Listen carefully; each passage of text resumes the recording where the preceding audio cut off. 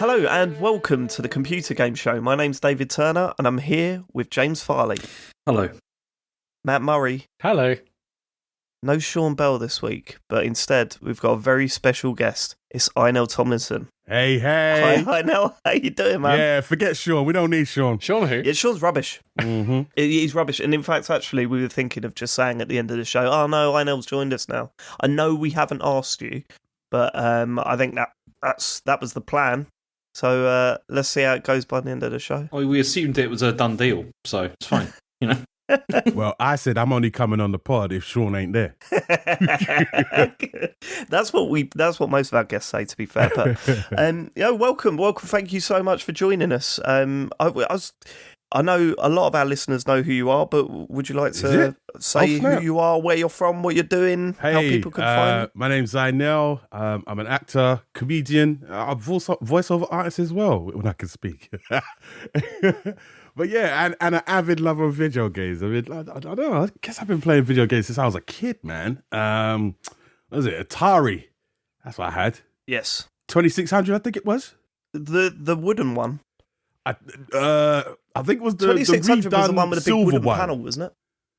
The silver was that was probably the STE, right, that with the keyboard on the front. Yeah. Yeah. I had one of them With the little rainbow thing on it. That's right. My dad had a massive box of copied games that he bought back from a bloke from work. Yeah, pick up that guy from work. Yeah, tell me about it. The problem was the amount of those floppy disks you put in and press play, and it will say, "Please enter the fourth word on page 7." Put it to paragraph 6, and you're like, "Fuck's sake!" Can't even Google it back then. I wasn't even able to Google it. That was the problem. Yeah. Well, games are simpler anyway back then, man. Like the games had like one word. That was it.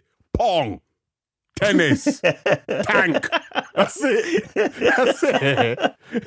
There was I remember what the game I used to play, Guy Spy, a lot. Guy Spy, I don't you ain't know getting that. away with names like that now, are you? And I was thinking, I wonder if they've brought that out on anything. They haven't. That was it. It was just that one little release there, and I think I might have been the only person that's ever played that game. It was probably bedroom coded. That's probably why. There was no copyrights around, no IP, like, intellectual property around any of that. No, because you would have Pong, but you'd also have Ping, and and about 14 different versions of it. None of them. I swear quite back as then good they as the didn't original. care about any copyright. What was it? One of the Shinobis had like Batman and Spider-Man as bosses in it. Just randomly, you're fighting Batman. How are you now. going to improve Shinobi though? You put Batman and Spider-Man in, right? Yeah, that's what you do. And Shinobi. It's the early days of Smash Brothers. I wonder if they announced them like that. Anyway, right. Sorry, we're going off on one. Oh, sorry, my bad. Sorry. No, it's my fault. But no, I the first time I come across your work, I know, was Press X to Continue. Oh, cool. Yeah, the BBC podcast. Yeah. It's a lot of fun, man. Stefan's awesome. How did you get wrapped up in that? Me and Stefan have been friends for a while. We used to do a bunch of shows together. Like, we just bumped into each other randomly. One we used to do was Radio 1 used to have like a video game show. I know. It was Radio 1 was trying to appeal to the youth. And so they had like a video game show, and I was one. Stefan was one of the main hosts, along with Julia Hardy, and then I was like one of the regular contributors to kind of talk about some of the old school games. And it's from there on. That was about 6 years ago, probably more. Wow. Yeah, and it flies by as well, doesn't it? It goes so quickly. Yeah. I mean, we've been doing this one for what is this? Our 7th year or 6th year? This is 7th year. It's too long. Damn. Too long. It's too long. And you still like each other? Well, no. Oh. We didn't like each other when we started. That's the problem, and that's just not It's got improved. slightly worse. Are we going to get a series 4? I know of Press X to continue. Hey, I can't divulge that information. Are you going to? No, I heard you get exclusively revealed now. I've been in trouble with the BBC a lot, so for saying stuff I shouldn't be saying. So let's just say there's going to be no exclusives on this podcast. We'll see. They never are. So it's fine. Yeah, I was listening to your preview of 2022, and I want to give you some respect for actually mentioning a Plague Tale Requiem. No one seems to be I love the first game. Loved it. Most people just said, "Oh, it's just like some AA game." But I'm glad you mentioned it and gave It's it an some incredible Yeah. game. Asobi Studios are very good, and that is. I didn't think much of it when I first picked it up. I was like, nah, I'll check it out on Game Pass or whatever.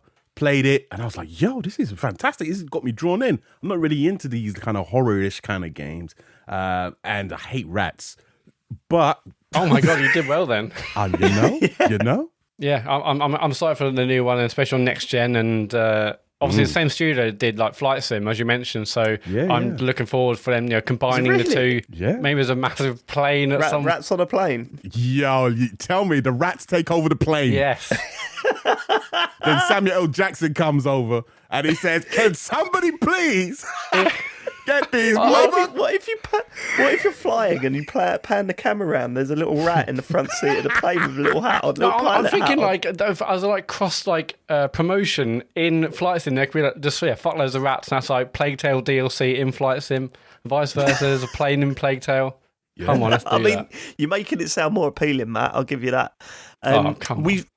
We should mention at the start, well, I'll say the start of our show, but we should mention a big thanks to our Patreon producers this month. They are Aaron Patrick, the QuickBooks chap, Simon Nelson, Jack Oven, Moomin Biscuit, Trans Rights are Human Rights, Dave Ernsberger, Colin Brown, Gazman, Happy Birthday Sam and Neil is a little message from Gazman that you want to put on there.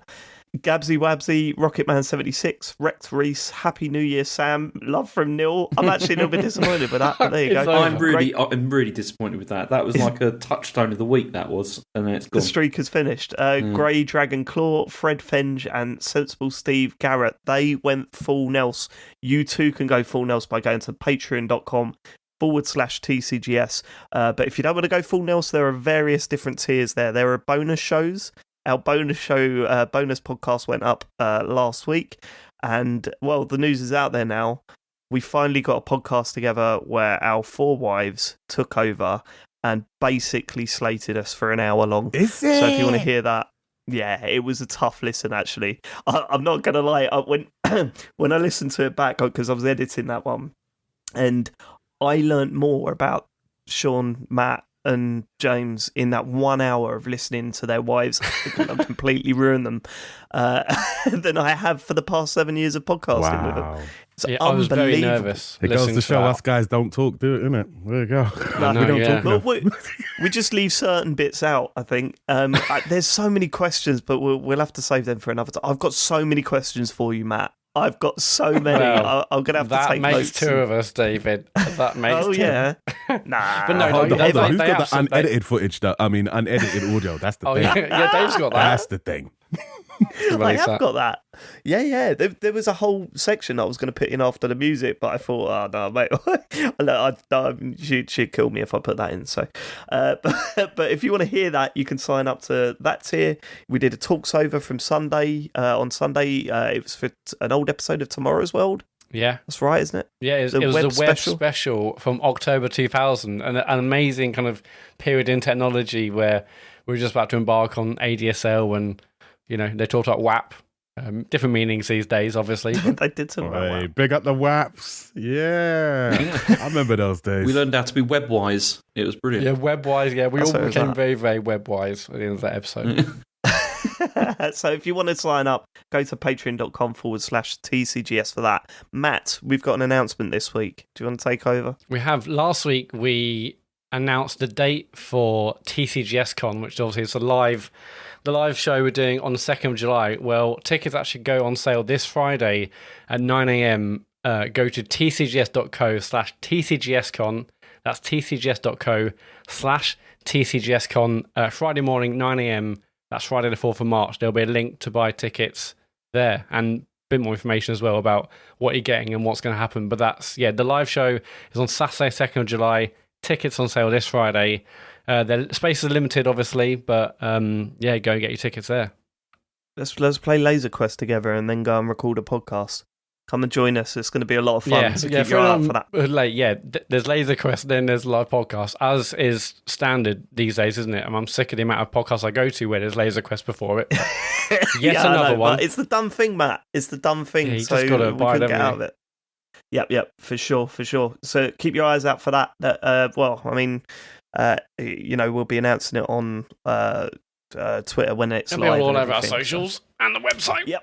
Listen. You guys are being too humble, you know. This is Laser Quest and a podcast. Yeah, I expect this to sell out instantly. If it doesn't sell out straight away, what's going on?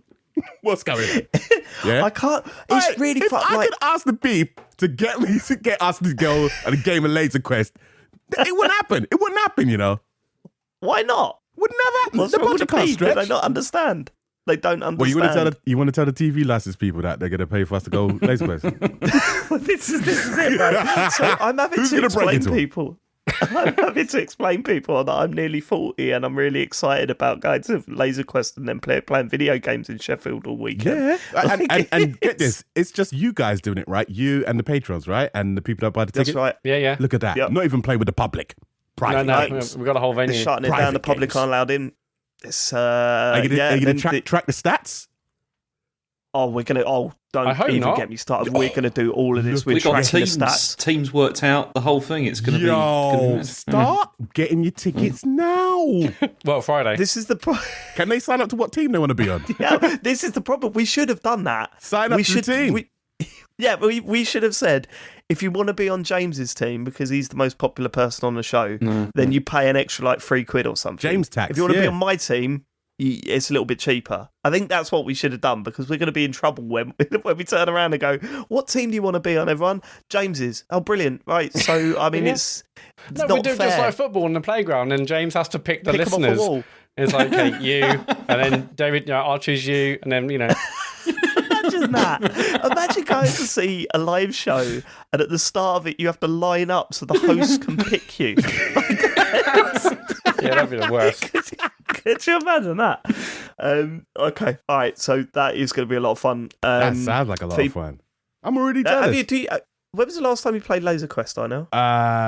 Actually, to be fair, it was about nearly 10 years ago. We was filming a TV show and up in Manchester, and they locked it off for us to do like a game of laser tag. But the only issue was because they were filming it, it basically meant there was only like 4 of us playing because everybody else was like working, like doing like sound and camera and lights and things. And so it wasn't as fun as it sounds. Bloody squares. But, like, I need like a big game like what you guys are gonna have. When they were filming it, were you just you were allowed to play how you wanted to play, or were they like, there was we like need a to get a script to the specific story, shot? and we had to. Oh no! I know it's not as fun. That's what I'm saying. You guys gonna have teams. Everyone's going against Matt. It's gonna be a win. Yeah, you learn so quickly. I mean, that's such a tease, isn't it? Yeah, You're going to do something. I got gassed. I got gassed when it was in. We wrote it into the script. It's like, yeah, they're never gonna let this fly. And then they're like, yeah, actually, yeah, no, we can get it. It's like sick. Got excited about it. And then we turn up on a day. It's like, where's the extras? For us to shoot. Oh, we couldn't have any extras. Oh, okay. So who are we shooting now? Just each other. But it's just 4 of us. Yeah. That was it. Did you do that thing that you do when you got kids at Christmas? You go, look, I'm just gonna test it before Christmas Day so that it's not ruined. So like when they were setting up the cameras and everything, we better just test these guns to make sure they're working, guys. Yeah, we were shooting each other many times.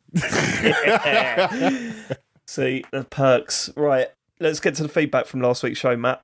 What did people? Cool. They all loved it, I assume. Did they? 75% loved it, 25% hated it. But okay. Neil, we'll start with Neil. That's pretty good for us. That's actually a lot better than normal. Yeah, it's normally the other way around. I'll take 75%. Neil, hi lad. This is Neil, aka one of the 4 Nels members. Neil, hi lads. Firstly, I've changed my name, something a little bit more relevant.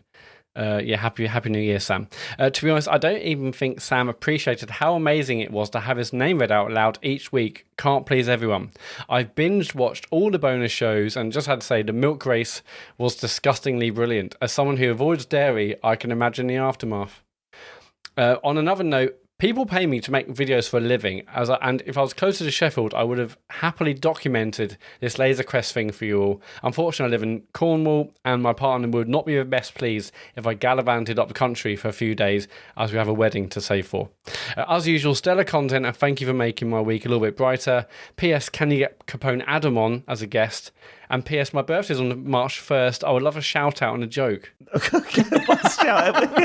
What kind of joke specifically? Because it's No more details. Well, no, James. hold on. If someone asks you for a joke, you can't reply with what sort of joke specifically. you can. James. You can go for what kind of theme. You know what are you looking for? Well, have you got a massive repertoire, James? You're like, oh, okay, so you want something on geography in 1980s? Okay, let's go. Yeah, Well, something like that, but let's test it. Go on then. No, I'm not. Geography. I'm not a gag man. I'm not doing that. You know. I think you are. I think you've got.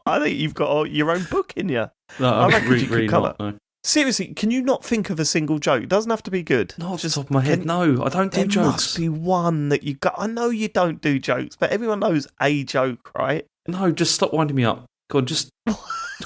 Okay. Well, thanks for getting in touch. I mean, travelling up from big up the Cornwall West is a long Country way, massive. but yeah, you should be coming though. So you should be there. And we're quite disappointed that you're not coming. If we're is that right, guys? Yeah, I mean, it says like he's got a wedding saved for. Well, I don't know, walk. I mean, think about it. Wow. Get married in the Laser Quest is Yeah. another option. Isn't Combine the lot. Yeah. it? Could you imagine that Laser Quest live show and wedding? You could do you could do a Again, guard standard. of honour. You could do a guard of honour with all the. With all the guns pointing up in the air. Exactly. Yeah.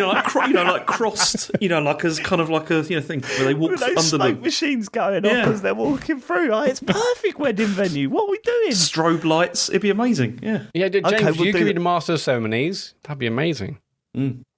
Okay, not Oh the no, case. James didn't seem that excited about that idea, but didn't like that one. No, not a fan. I don't really see myself as a master of ceremonies. That's more Dave's sort of thing.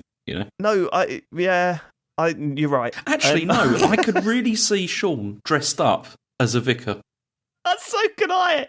I can I with a big gown and everything. Yeah. I love that. With like a dog Yeah. collar and everything. I can just really Well, we imagine know that. what he's going to wear to the live show now. Yeah. And Capone Adam, we've been trying to get him on for ages, but he's very specific about when he's willing to come back on the show. So And for the amount of money he needs. I suppose we'll Mostly. ask him about that. Yeah, talks have stalled around contracts, so Yes, maybe they next have. week. That Philip What has it Hugh been, money, isn't 4 it? years? That he's had. Yeah, it has been a while. Right, okay. Friend of next. the show, Colin Ross Wilson. Last week during your feedback, you received a review from a listener for Sifu, but offered no actual feedback to the show. So can we do this going forward? I asked because if there is something I really want to hear on the TCGS show during feedback are reviews from listeners about games that have recently been released with a keep up the good work tied to the end of it. Keep up the good work. Your friend Colin, P.S. Appreciate y'all. I mean, that's a good point. We have had quite a few of those recently. I mean, that's on me. And I will be very diligent with what I allow in and out of the feedback from this point on. Okay, Trust me. good. What I really want to do here is I really hope it has some feedback just reviewing Elden Ring, but sadly none. Cam Ashworth is next. Love the show, folks. Gets better every week. Listening to last week's show, surely the title of David's autobiography would simply be Page Turner. Cheers for all the content. That's a good one. How That's was a good one. that not mentioned last week when we talked about titles of autobiographies? Well, because It's too James good. has the honour of naming if all anything, these yeah. things. I mean, and that is. Page Turner is too good. It's Yeah. like you can't do that. He wanted my autobiography to be called Turner Through the Tunnel. Yeah. So that's what it's going to have to be if we ever get to that point. Have you got an answer for that, Einel? Have you thought about your autobiography title? No, Oh, well, no. we're going to have to get our listeners I'd rather make to it a suggest film. them. I'd make it a film. yeah, we'll just go straight to the Nah, cinema. forget the book. Skip the book. Straight in there. Who's going to play you? Oh, me, obviously. Come on. You got to play yourself. Yeah, but what yourself, about innit? like when you're growing up, when you're in school, you're just going to be behind the desk. Yeah, Mini Einel has still got a beard, innit? No, it will basically be done like how did Lord of the Rings, where it's like you're in a little chair at the back or the front to Yeah, make you look exactly. tiny. Hey, Yeah. if Elijah Wood could do it for Frodo Baggins, I Exactly, can do it. yeah. innit? Fair enough. Looking forward to watching that.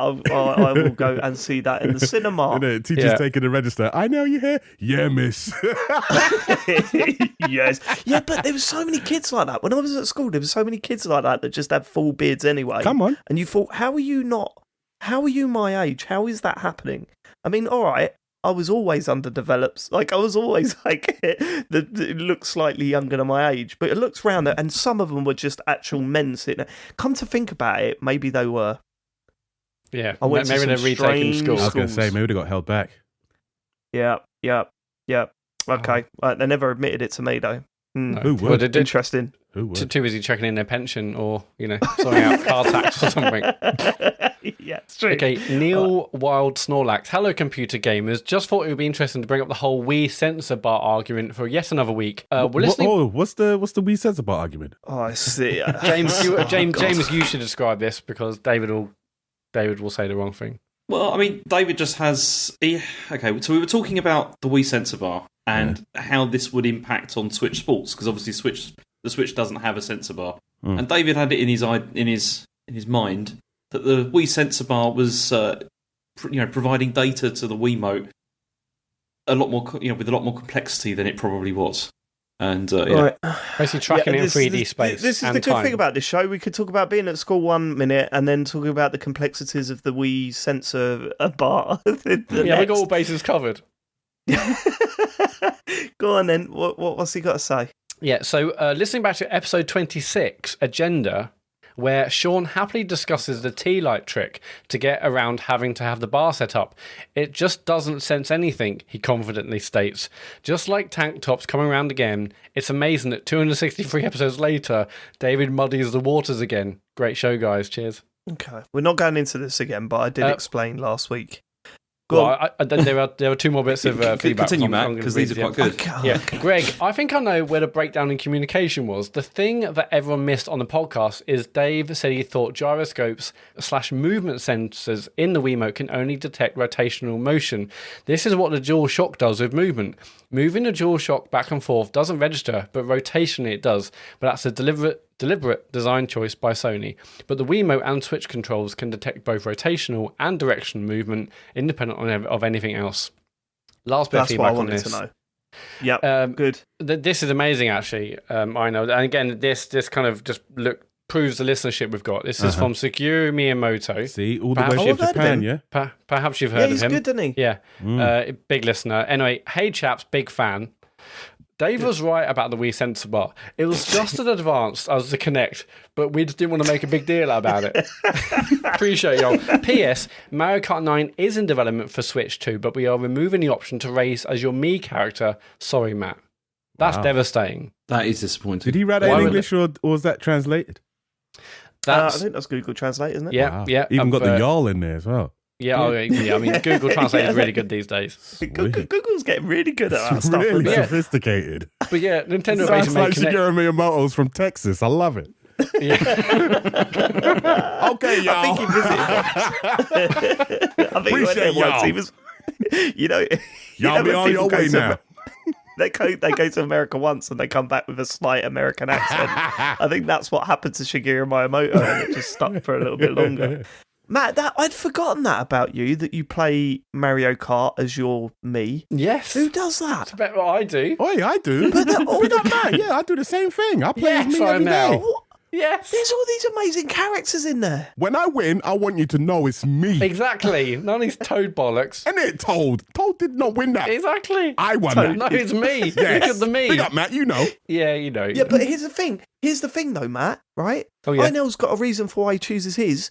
Go on. You always finish last, mate. Yeah, I mean, but that's not me. That's the me's fault. Oh wow! Actually, no. I remember when Mario Kart came out on the Switch. I remember, Dave, you sent me that picture of Matt. Like he'd like tweeted a picture of him playing the game as a Mii, and you'd just written the state of this. Like just. That's bang out of order. I'm looking forward to the Mii's coming back for Switch Sports, and there better be a Mario Kart 9. I'll be livid otherwise. Are they? They're more advanced than the Switch Sports. They're not just the standard Mii's anymore, are they? They've done a they've done a rare on them, haven't the they? Avatar. Yeah, they have. Are they, we allowed to pretty mention much that? copied Kinect Sports, didn't they? Come on. Inspired by the greatest sports. Rare's ears were tingling when that Nintendo Direct was going off. It's like, hold up, is that not our game? Yeah, inspired already on by the phone to a lawyer. But then they found out they rang the lawyer, told them about it, and they said, no, you're not allowed to. Nintendo have said that you're not allowed to talk about Switch Switch Sports anywhere. That's weird. I still can't get over that. What a weird thing. Nintendo are odd. They're just odd. They do things in such a weird way. One of these days, I'd love to be able to just like infiltrate Nintendo Japan Tell me about it. The R&D department. You wouldn't be able to understand anything now unless you speak fluent Japanese. Just snapshots. Just as many pictures as possible. And run out. The only place you'd have to understand anything is in Shigeru Miyamoto's office, where apparently he's saying, howdy, partners. There's a snake in my boot. God knows what, y'all. Now, don't remember now, no camera phones in there.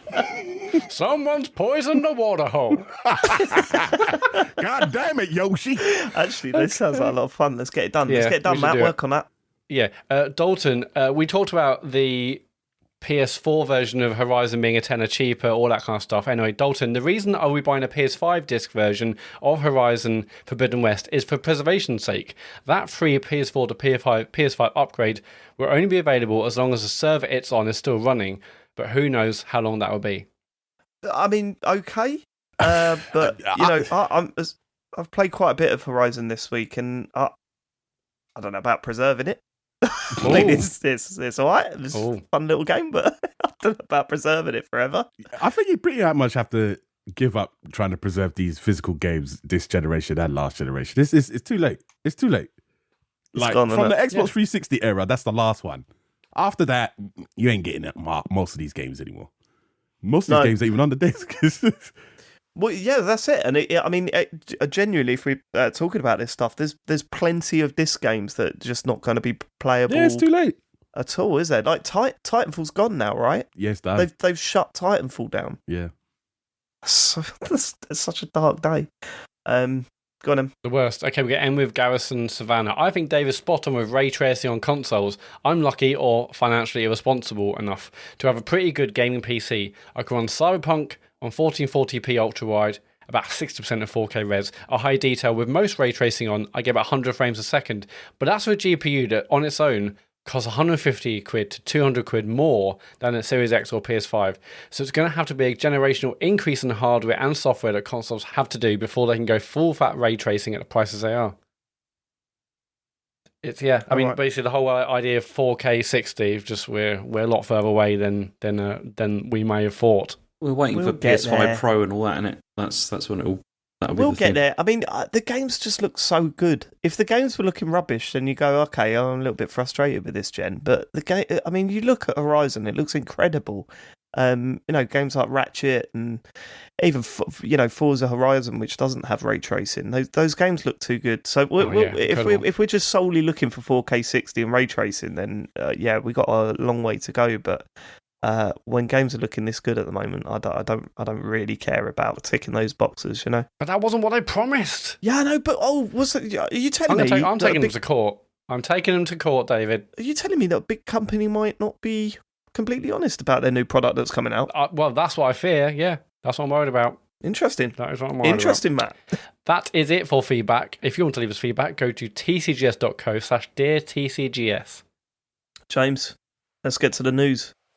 Okay, so studios, a number of studios have called for support because of the Russian invasion of Ukraine. So following this, a number of video game companies have been offering, to give support to people inside the country. There's like 11-bit studios in Poland have announced that all the profits from the sales across all stores for this war of mine are going to go into a special fund that's going to be donated to the Ukrainian Red Cross.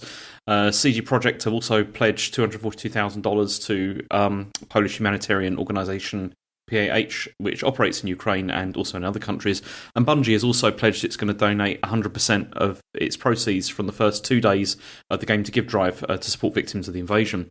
And also, I mean, Ubisoft have also released a statement saying they're going to support development teams inside Ukraine, and they've also provided extra funds to help with costs and everything.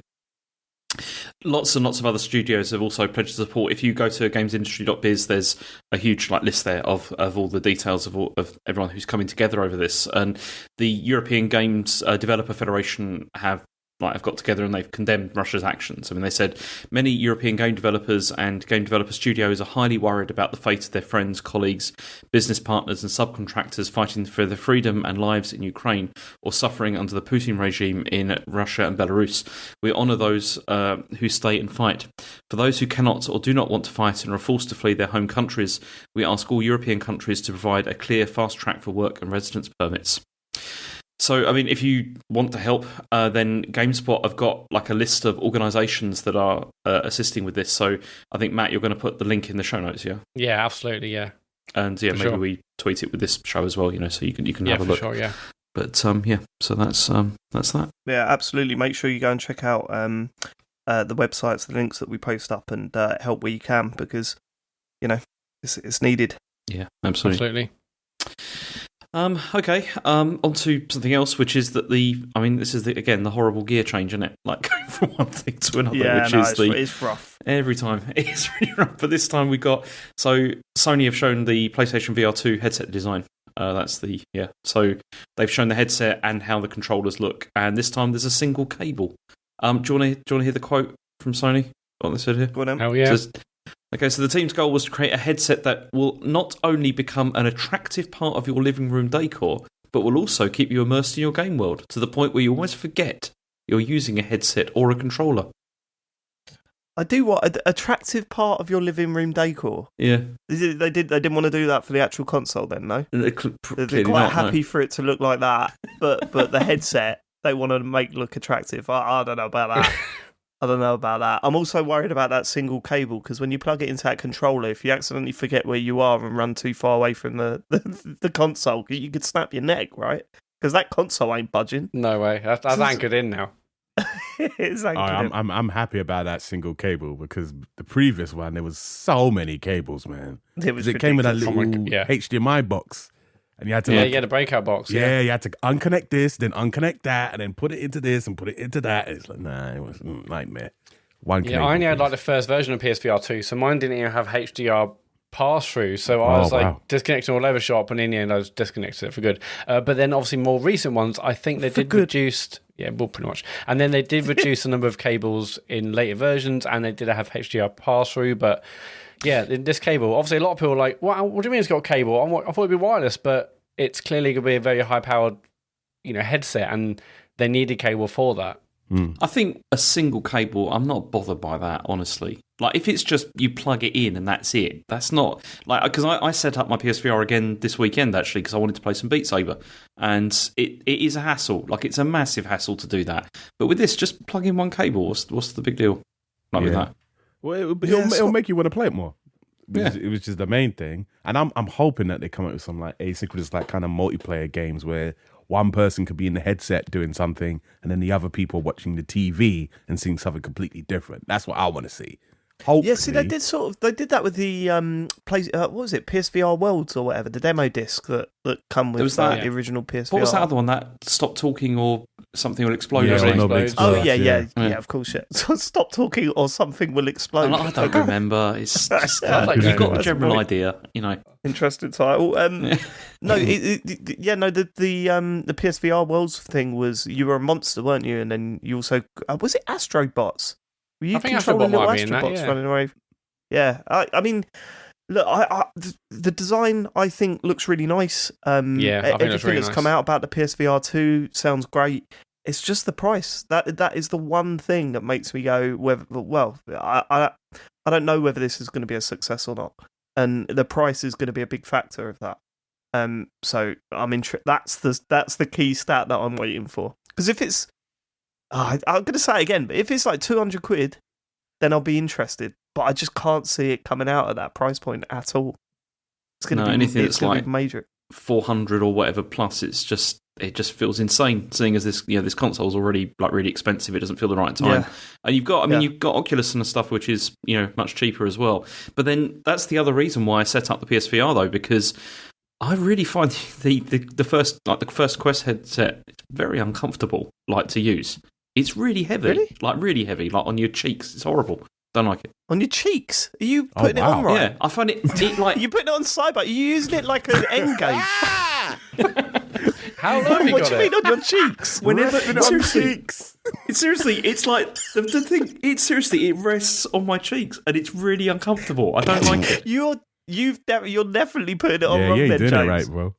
I don't think so. It's you used it like a... Is it like the other day? I was using it. Through the lenses; they're on my chin. No, seriously. The other day I was using it, and then afterwards I went in to see my wife, and she was like, "What the fuck's happened to your cheeks?" Because they were all like red. Oh yeah. Yeah, you shouldn't play, bro. You shouldn't play. That's not for you. I wanted it. She should have gone in 5 minutes earlier to see what the fuck he did with that headset. Your cheeks. It's really uncomfortable. It's really heavy. Like, I'll show you one day. It's no, maybe I won't. Oh, but please do, it's weird. James, please do, because I want to see what you're doing with that thing. I can't imagine what it looks like on your head. Like, I'm thinking all sorts of different angles that you've got that thing set to. I can't. I've got to see what this looks like. Either way, the PSVR headset is more comfortable to wear. It's lighter as well, which is nice. It definitely is. It definitely is. Well, it hasn't got a computer in it. That's the difference, isn't it? The Quest has actually got all the innards in it. Is that the technical term? The That's gubbins. technical Yeah, term. that's It's what they heavy use, on yeah. the cheeks. It's not good. It's very heavy on the cheek. Are you a fan of VR, Einel? I am. Yeah, I got HTC Vive, which is like room scale VR. It's good. It's good. There's the experiences on it are absolutely amazing. It's just like setup is always a bit of a bother. Unless you have like the space, you have to kind of be like, right, I'm doing VR today, and then you're clearing out some space to do it. But I enjoy VR. I understand why it hasn't caught on, because it's just far too expensive. Especially like the really good experiences, the really cool experiences are just too expensive for most people to kind of delve into. So I'm hoping PSVR 200, that'd be the sweet spot. 250 max. Any more than that? Yeah, that's the problem. I can't see it being 250. I reckon it's going to be over 300. Yeah, definitely. And then that's when I'm like, nah, I can't justify that. If it costs more than the PS5, do you think that's Impossible. game over? Yes. There's no way it's going to be more If it costs more than £450, yes, that would be the that's not going to sell, is it? Because obviously you look at other things like Valve Index, that's a few £100. I mean, Vive Pro, a few £100. It has to be cheaper than them. It does. And Has I to can't be. see it being cheaper than them. But I'll say it again, my major problem with VR games is that far too many of them think that you're all right with something just jumping right in your face constantly. Like, even the non-horror games, it'll always have a bit in it where it's like something's just right in your face, and you're just, I can't stand that stuff. Like, I could never play that Half-Life Alyx. I couldn't do it. That's the scariest VR experience I've ever played. Yeah, I can't do that. I would not be able to do that. I'm bad with spiders at the best of time, and I know they're not spiders, but they're fucking Alex remind was me of incredibly intense, but it's worth pushing through. Okay. Okay, next story is that PlayStation Plus's Project Spartacus overhaul is apparently pretty close to launching. It's going to be happening. Pretty close. So, What does that mean? well, apparently it's coming in spring, which is like close now, obviously, to when it's coming. So this is their challenge to Game Pass, right? Well, it is, but apparently, I mean, this is Jeff Grubb. He's the one who's been reporting on this, and he's at it again. He's apparently Grubb is at it again. No. I mean, Jeff Grubb added on to the Bloomberg report, so yeah. Is Grubb trying to get all the praise from Bloomberg now? Is he? I think it added a bit of extra spice on top. Yeah. Right, okay. A little bit of spice on top. Go on then, what does he say? So it's still going to be called PlayStation Plus, apparently, but then it's going to have 3 tiers. So there's going to be Essential, Extra, and Premium. So Essential is $10 a month, Extra is $13, and Premium is $16 dollars. And so for the Essential tier, you basically just get what you're getting now with PlayStation Plus. So it'll be like online play plus a couple of games or whatever, every month. And before you go any further, PlayStation Plus, I mean, so the rumoured price is $10. You would say, imagine that's £10. That's 120 quid a year. Plus currently is 40 quid a year. Yeah. So it's 3 times the price of the current Plus offering for the same only thing with that, stuff? Matt, the only thing with that, Matt, is that if you get PlayStation Plus monthly now, it's $10. Oh, okay, right. So this is if you buy it, Matt. Oh, okay, jeez. You thought you had him there. You thought you had him. Fucking had him nailed. You didn't have him. Well, okay, Get back so in your chair. I wonder if you'll be No, get it. just stop trying to twist it to No. make it sound bad again. There You've been is caught no- out. So you're telling me I won't be able to get. I don't think I will be able to get it for where are you just going with this? 40 quid a Matt? year. I don't think it. I think it looks like they're really bulking the price up. But James has just told you they haven't. And I, for one, believe him. Well, I believe Jeff Grubb and Bloomberg. Right, okay. This is from fine. Jeff I'm Grubb and concerned. Bloomberg, Matt. I'm concerned. I'm just thinking if it really is $10 a month, and we're gonna be locked to that, and there won't be like the 35 quid, 40 quid things we're currently getting.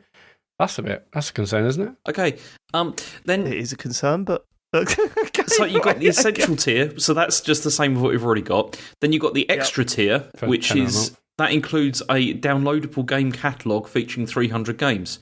Now, that doesn't look like it's obviously going to have new stuff that's coming out, like the brand new day and date stuff like with Game Pass. You're saying that's going to be essentially PlayStation Now, It's right? going to be PlayStation Now. That's exactly what Okay. I think it's going to be. It's because they've already had stuff on that was downloadable. Like PS4 games were already downloadable. I will laugh so much if it turns out those 300 games are all just PS4 games, because then I'd have been right about that.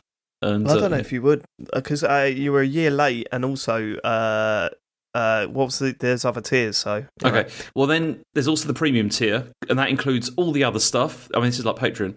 And then you also get what they're calling classic games and cloud streaming. So we're assuming classic games is going to be like PS3, PS2, that kind of stuff as well. Well, look, we all know that they need to challenge Game Pass, and it'd be interesting to see what they've got to offer. I think trying to guess what they're going to do based on these rumours and stuff and these reports. Let's see what they got to announce, and see where we go from there. I mean, would you actually be interested in this, James? Is this something that you'd go for? No, I don't think so, actually. I Why probably not? still would just go for the essential one, because if the downloadable game catalogue is the same as the PlayStation Now one, definitely not interested. It's all stuff I've already played or whatever. What I really want them to do is I want them to do like with Game Pass, where it's like there's like indie games and stuff like that on there all the time, and just new stuff. That's what I'm interested in. I think they've got to change their stance with indie I think they will games do and- that though. Even the other week, Yeah, it was so do I. announced that game is launching straight onto PlayStation Now. Mm-hmm. I put in our group, I can't remember what, but there's an indie game that's launching day and date on PlayStation Now. So I think they're starting to make their moves as well. Hopefully. Okay. Next story is that Pokemon Scarlet and Pokemon Violet are coming to Switch later this year. Right. As someone that's not into Pokemon, this is getting weird now, because haven't you just released one? Yeah, Isn't that just... Arceus just came out recently, and now this is coming out. But this is like a brand new mainline game, whereas Arceus wasn't. Yeah, but I thought the last one was a mainline game until you talked about it last week and said this is like a side thing. Yeah, it was like a spin-off. It was like Pokemon Legends, kind of thing. So this is like a proper mainline new one. That's why there's two of them. Yeah, I'm assuming you're not getting this based on your recent experience with Pokemon, James. Yeah, I don't really care. When's it coming out? It's coming late 2022. But it is another open world one with new stuff. All right, it's got new stuff, is it? Yeah. Good, because Well, if it didn't have new stuff, I'd be furious. New Pokemon and all that, I know. Are you into Pokemon? I used to be when I was younger, but do you know what? I think I've outgrown it. Pokemon ain't for me anymore. It's not for me. I think I've come to terms with that. I'm fine with that. It's like, yeah, it's for the new age coming through, the new people that are getting like Nintendos for the first time and It's enjoying for babies. Yep. I wouldn't say it's for babies. It's just it hasn't evolved with the user base that grew up with it from the beginning. It hasn't evolved in that kind of way, which is a shame because Pokemon's all about evolving. And it's just this game just Yeah, it's hasn't part of the done name, that. isn't it? I always complain about this one thing, that there's still no voice acting, even though they have like 10 movies and thousands of episodes of an anime, but there's still no voice acting in the game. It jars. That was me. quite jarring in Arceus. Arceus, I really enjoyed, but there's no voice acting at all. It's like we all know what all the characters sound like, so why are they not in the game? Have they? Did they do that? Did they do that thing? Cause I think even worse than no voice acting are the ones where you go up to a character in a game and they just like say the first word for some reason. No, they don't. Do Like that. as if it sort of gives you an idea of their voice. Money cost. That's just cost cutting. That's what that is. Yeah, I've done a few it is, video it games really- where that's happened, where we're Here's voicing your it. script, and it's Yeah. like it's 8 Well, no, words. you voice the main cutscenes, and then you do like Walla. I guess is where you just like make noises for like certain things. It's like, okay, yeah, nah, well, I'm not too sure. That's suspicious. And like stuff like that, and then that's about it. And then You better be careful. Them sound bites might be in the new Pokemon game. hey, nobody clip that up. Yeah, I was about to Nobody say. clip that up. Who's going to clip that? Hey, don't you dare edit it out. James, can you give us a few of those? Well, Opening words ooh. from a character. And stuff like that. I said like someone was touching your character on the bum. Oh, Quite a sentence. oh, Maybe that's what he had in mind. Oh, very specific scenario that one. give us another one. Is every sentence going to start with a moan? Yeah, I think so, yeah. 70-hour game, everyone's like, ooh, oh, oh. Oh, that just got me. Oh. Oh, that got me good. This Well, is a Peggy rating 18, isn't it? This one. It definitely This is is. the evolution you wanted, I know. Oh, is it? This has gone adults only now. If any developers are listening, you can't use Einel's clips. You can absolutely use James.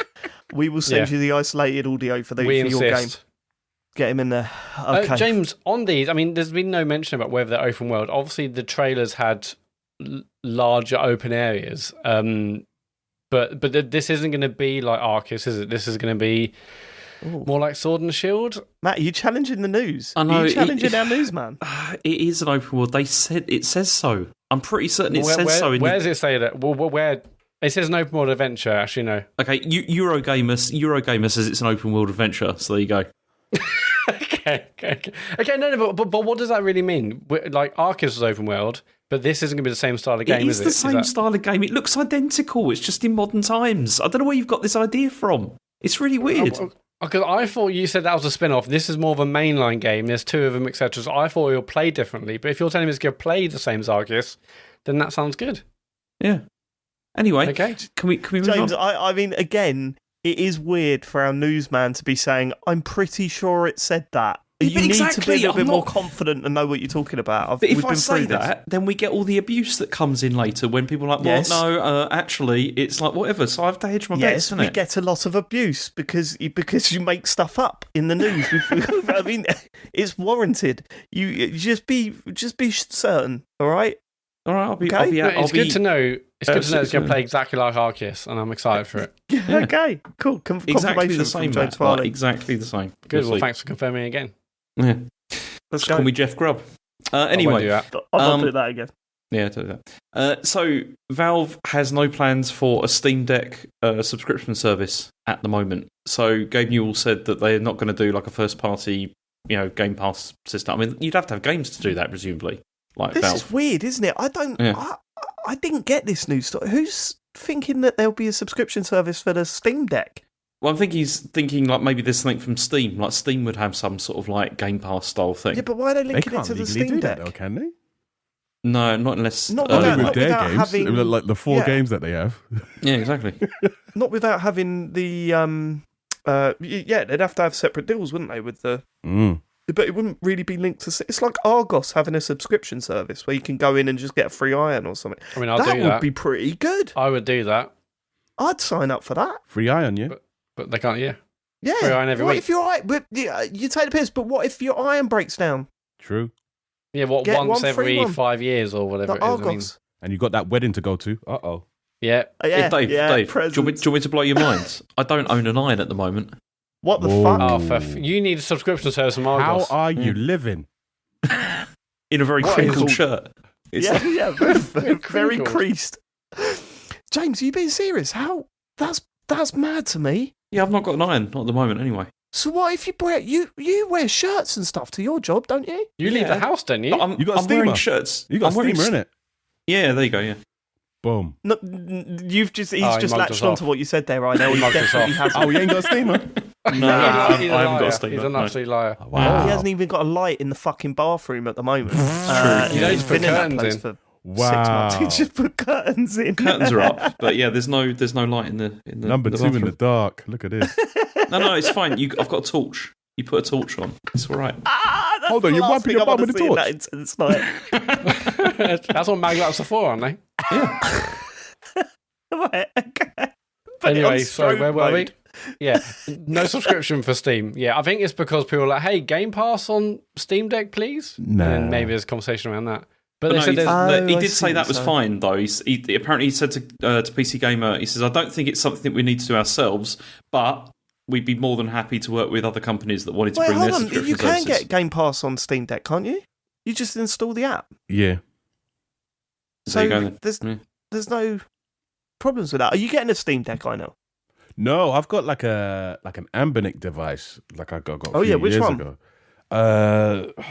Something V, 351V, I think. Oh yeah, they've all got these crazy names. I got one of those a couple of months ago, Yeah, and my biggest happy. my biggest disappointment was that the Game Pass app didn't work on it, so I couldn't play the cloud gaming. I'll just use that on your phone, man. Why don't I do that on my phone? Oh, mainly because it's right. If I can connect my pad to I never do it to the actual phone. I connect it directly to the console, right? And then where I'm putting the phone, it's sort of just like resting on my lap. No, I can't really get to grips with playing like that. I need to get some sort of one of those crane phone holder things, controller crane things. Yeah. So the kids want to watch Blippi or whatever, and I can just like swing it across and sit there playing. I'm on in the phone. episode of Blippi. You not? Are you really? Yeah. What episode are you in? I can't remember. I play like a crane. You play you do the animated stuff. Yeah, the animated, the CGI stuff, not the in real life stuff. Oh, you weren't in a soft play just in the background when he was running around. Can we? I know this is a huge tangent, but can we speak about how massive is Blippi? It's ridiculous. It's absolutely ridiculous. Most people probably listen to this and ain't got no clue what we're talking about, but Blippi is huge. I mean, you go into any supermarket now, there's Blippi stuff everywhere. Like Charlie, my youngest is something like 20 million subscribers on YouTube or something like that? Yeah. I mean, we always mention it, but are you aware of his past? No. Oh, snap. You should have told me before I started working with him. Okay, all right. We won't do it here just in case. Oh, yeah, tell me off air. I'll tell you. I'll tell you off Am I air. going to have to get some episodes pulled? You might have to review your previous work. You might have to remove it from the show reel. Couple episodes where I forget pulled. But here's the thing, though. Here's the thing. I'm so excited to tell him about one particular video that he put on the internet that he's now tried to get removed. Just to hit, because I don't think you'll believe me when I tell you what it was. As long as I'm not in it. And also, the solution for talking about it as well is the most amazing thing ever. There is someone playing a crane in the background. So, hey, don't. Oh no! You thought you were on the wrong episode. You weren't. That is going to be one shocked crane. Okay, right. Let's. Should we move on? Yeah. Okay. We should get off the Blippi chat because this actually affects someone's work. Yeah, I don't know. This happens on this show. It happens on this show a lot. It's just how we roll. What was it? We mentioned it earlier in the show. Someone messaged in about the milk race. One week we just talked about how much milk we could drink, and that turned into a live stream where Matt, Sean, and James tried to drink 2 litres of milk as quick as possible. Wow, I bet you lost all the vegan listeners on that one, innit? Didn't end well. Matt the vegan patrons just left. They did. Yeah, but what can you do? What can you do? We had to watch Matt drink 2 litres of milk. It was one of the best things we did last year. I did a sick as well, I know. Did a sick. You did do a sick. Did a big sick. Someone at work found that the other day. No. They're like, hey, Matt, I was on YouTube and I saw a thumbnail and I was like, I recognise that guy. And it was what he said, he said the milk something. And he's like, oh, yeah, milk race. And I was like, oh, yeah, I did that, yeah. What, and they watched it? Yeah, he said they watched the whole thing and they saw me throw up and he thought it was funny. I'm like, at least they thought it was funny. Pushing it their way. Look at this. But did this person at work that saw this, that was telling you this story, were they sitting next to someone from HR and then Thankfully eventually not. you got suspended? Thanks. Well, actually, I've not been fired. I need a new job now. Okay, next story is that Call of Duty is apparently skipping its annual release next year. And so, there's not going to be a new mainline series entry next year. And when you say next year, what, you mean 2023? Or? Yeah, 2023, yeah. Right, okay. I mean, now more than ever, this makes sense, right? Because they can just, they're still going with their Warzone. Is it Warzone they're calling it? Yeah. The Battle Royale thing. So they're still going with that. So that it kind of makes sense for Call of Duty to do this. It's just the timing's not great after the acquisition, right? They say it's nothing to do with that, but then it's also one of the speculation in the Eurogame article is that they're saying it's because Call of Duty Vanguard, the sales for that were down 36% compared with Black Ops Cold War. and it didn't do so well. And apparently, I mean, it's Treyarch's turn this year to do this, but they're working on a new free-to-play game, which is going to be like a Call of Duty free-to-play game, but they haven't said whether this is the next version of Warzone or not, just that's what they're working on. I wonder how the campaigns are going to go in the future. Whether they're going to... I mean, because it seems weirder now if they're doing a free-to-play game plus Warzone, which is free-to-play, releasing like a full Call of Duty at the end of the year, it's starting to make less and less sense, right? Mm-hmm. So I wonder if it's just going to be one of those things where they can just drop it whenever it's ready and it's treated completely separately now. I mean, it's certainly treated like that on the menu. It's kind of like, do you want to play campaign? Really? Well, here's another 40 gig download. I'd love to know the numbers of people that still do that. Obviously, Call of Duty sells massive. The last couple have been, still the biggest sellers on PlayStation each year. So, yeah. But I haven't played one for a while, I admit, but I did always enjoy them when I did play them. And I know Battlefield dropped their campaign ages ago, but people didn't seem that bothered. But I would love to know what would happen if they said, no campaign now. Would there be a furore, or would actually people like, we're all playing Warzone anyway? I think a fair few people would be upset. I mean, James and I love them, don't we? Well, I say love them. We don't actually love them. We sort of just play through them because it's tradition once a year to sit there, turn your mind off and play through a Call of Duty game. But, whereas I haven't really massively got into the multiplayer in the recent games. And for some reason, I can't click with Warzone. In fact, all Battle Royale games I've sort of turned off to at the moment. The concept has sort of got a bit stale for me personally. But so it'd be interesting to see where Call of Duty goes over the next 2 years, because I don't think it's as straightforward as it used to be. What direction they're going to go is going to be fascinating. Yeah, the timing is weird, but it could just be coincidence because of Vanguard sales. I know, are you a big COD player? Do you like the campaigns? Do you play Warzone or what? Nah, I hate Call. I'm not a Call of Duty fan anymore. I've not touched Call of Duty since Black Ops 1 on 360, I think. That was the last one I properly played.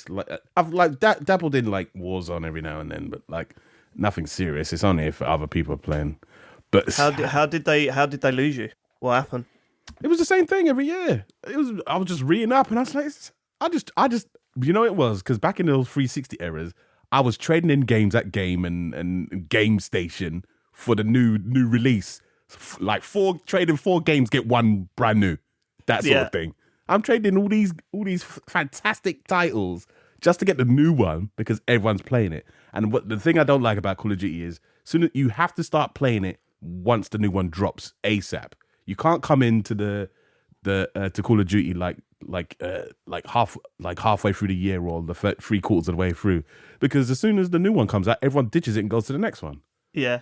And so even if you want to play with your friends, I finally got Call of Duty. They're not playing that one anymore. They're playing the new one now. And unless you pick it up in the first week, you're behind. And I was like, I don't want that. You got the worst guns. You're getting absolutely hammered. Yeah, you're just getting shot down every couple seconds. There's some level 50 guys in the same game as you, and you're only level 5. It's like, what's happening with the matchmaking? It's like, it's a mess. It's a mess. It's when you take a Call of Duty back to one of those shops and you go, I bought this a couple of weeks ago. I'm not really feeling it. I want to trade it in. Okay, we'll give you £3 for it. £3 only out a couple of weeks. Terrible.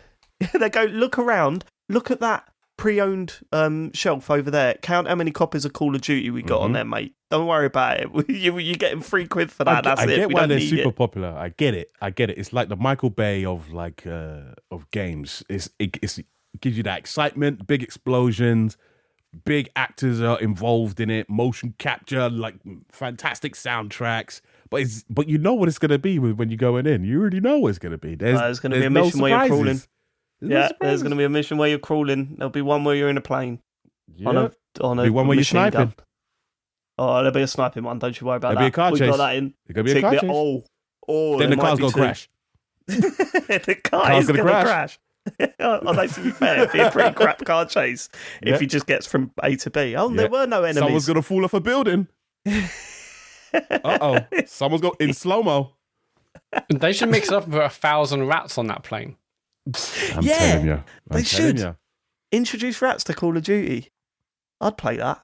Why have they not got special? Why is there no special powers in Call of Duty yet? Why have they not gone down that route? But They've done everything else. But it's not special powers. But when they had, what was the Combat Evolved? They tried to add. They tried to keep up with the. Yeah, they tried to get the space one. They tried to keep up with Titanfall and games like that were doing wall running and boosters and double jumps and all that sort of stuff. But it just really didn't work. They've done it all. They've milked the franchise to death. There's nothing left. They have. There's nowhere for them to go. They've already gone backwards in time like 3 times. They need to go to Stone Age or something. Yeah, How many times have they done World War about. II? I remember the World War II with Kiefer Sutherland. You remember the first World War II? Back in my day, I tell you. It's not the same, is it? Not the same. No, I'd play a Stone Age Call of Duty. Why not? Yeah. See what that comes out like. I liked Far Cry Primal. I was probably the only one that liked that one. Let's bring that into Call of Duty. I hate it when they milk franchises like that in games, man. I hate it. This is one of the reasons that makes me laugh about the Yakuza series. I mean, don't, Dave. Come on. I know they're popular, James, but so many of them, and but they were released. They've been released over about the space of 15 years, like 6 not of them. Recently, though. Recently, they've been coming out brand new, and it's like what is it? 15 minutes. No, they're not. It's because they no. It's because they released those, like they re-released the ones that had not come out here, or ones on PS4 and stuff like that. They haven't released them like constantly, Dave, at all. Okay. It just seems like that because of the fact that they were remasters. It does seem like that, and they're all in the same city, right? No, they're not all in the same city. Okay, all right. Well, there's me told. That is me told. Since that conversation started, I've just announced 2 more. Is that it for the news, Matt? What's your name, James? No, it's not actually, because there's the FIFA one as well. So what's the FIFA one, mate? So Andrew Wilson has said that they don't really need the FIFA name anymore, and that it's actually an impediment for EA's ambitions. So this is what he said. He says, "I'm going to be more open than I've been with the outside world. We've had a great relationship." Can you read that first bit again? Say that again. Who speaks like that? I don't know. This is madness. What are you talking about? Andrew Wilson. So this was apparently to like a group of people inside EA, and VGC, So this is people that know who he is, and he's talking like that. So then he said, "I'm going to be more open than I've been with the outside world. We've had because I'm always bullshitting to the outside world, basically, mate. yeah. Well, everyone knows that. All sorts of shit, and they're just lapping it up." Well, they're lapping this up. We've had a great relationship with FIFA over the past 30-odd years. We've created billions in value. It's just huge. We've created one of the biggest entertainment properties on the planet. I would argue, and this may be a little biased, that the FIFA brand has a meaning as a video game more than it does as a governing body of soccer. I'll be honest here, I don't like the guy, but I'll have to say, yeah, I agree with that. I don't know if I do. Well, actually, no. FIFA within soccer. Yeah, no, you might be right. Actually, everyone hears FIFA, you think the game. You don't think the governing body of football. Right. Yeah, you are right. I don't know. Yeah. I think Sepp Blatter and corruption. But anyway, it says we don't take that for granted, and we try not to be arrogant. You're fucking off after that. After that little We've speech. created billions in value. But we're bigger than football now. Not to be arrogant. We're not arrogant, but football. When people think football, they think our video game now. Goodbye. That's more honest than I've been to the outside world. Thank you. Goodbye. Then he says, we've worked really hard to try and make FIFA understand what we need for the future. Basically, what we get from FIFA in a non-World Cup year is the 4 letters on the front of the box. In a world where most people don't even see the box anymore because they buy the game digitally. Oh my God, that is what? Oh, go on. Don't even have the box. And then he went on to say, our players tell us they want more cultural and commercial brands relevant to them in their markets, more deeply embedded in the game. Saying, aren't they? Brands like well, they're like not saying, Nike. can you fix pro clubs, please? It's fucking broken. They're saying we want more brands in it. They say brands like Nike, because FIFA has a relationship with Adidas, we are not able to do that.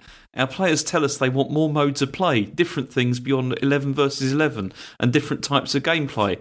I would tell you, 20 versus 20 football. They go crazy. These kids. They want power ups. They want Mario Strikers. They do. They want that. They want battle royale, and they want NFTs as well. They want double footballs. They want 2 footballs on the pitch, 4 goals. Yeah. I'd be down for multi-ball though. I won't lie.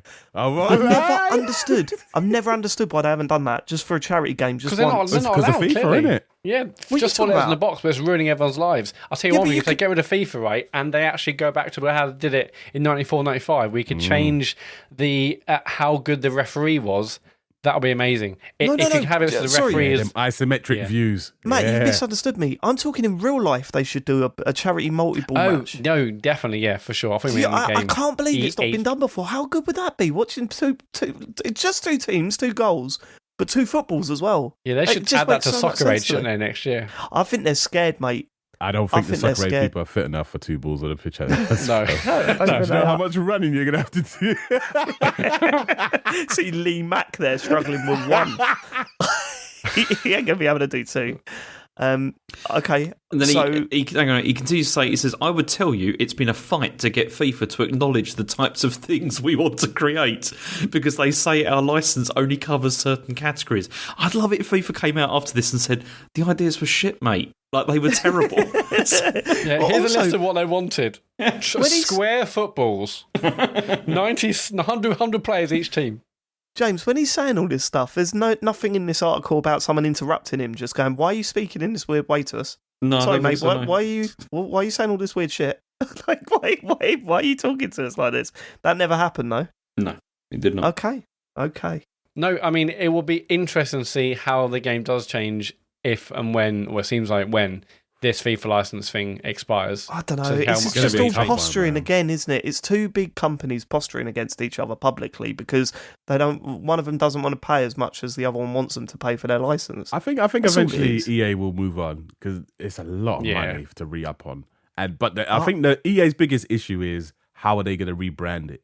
Because I think with a successful rebranding launch, they'll be fine. But like if they bungle the rebranding of whatever they want to name this new football game, then it could be not game over, but it could be disastrous for them.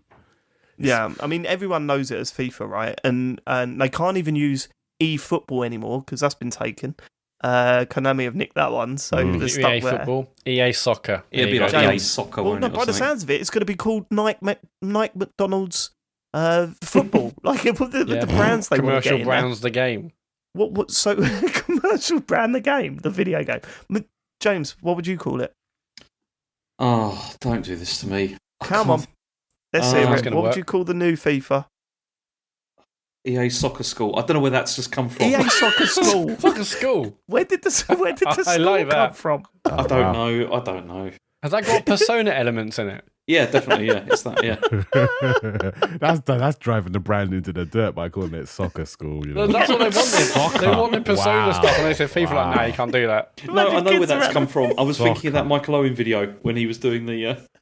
When he was belting the ball at that Didn't little he kid. have a PS2 game, Michael Owen? Yeah, he did. Didn't Yeah, he? he Michael did. Owen- Oh yeah, because the clips of that were online recently, Yeah, weren't the they? video's at the beginning where it's like him saying stuff like, "I hope you have fun with my football game" and stuff like that. Well done. He's sounding You like have- Andrew Wilson. What's going on? yeah. Well done.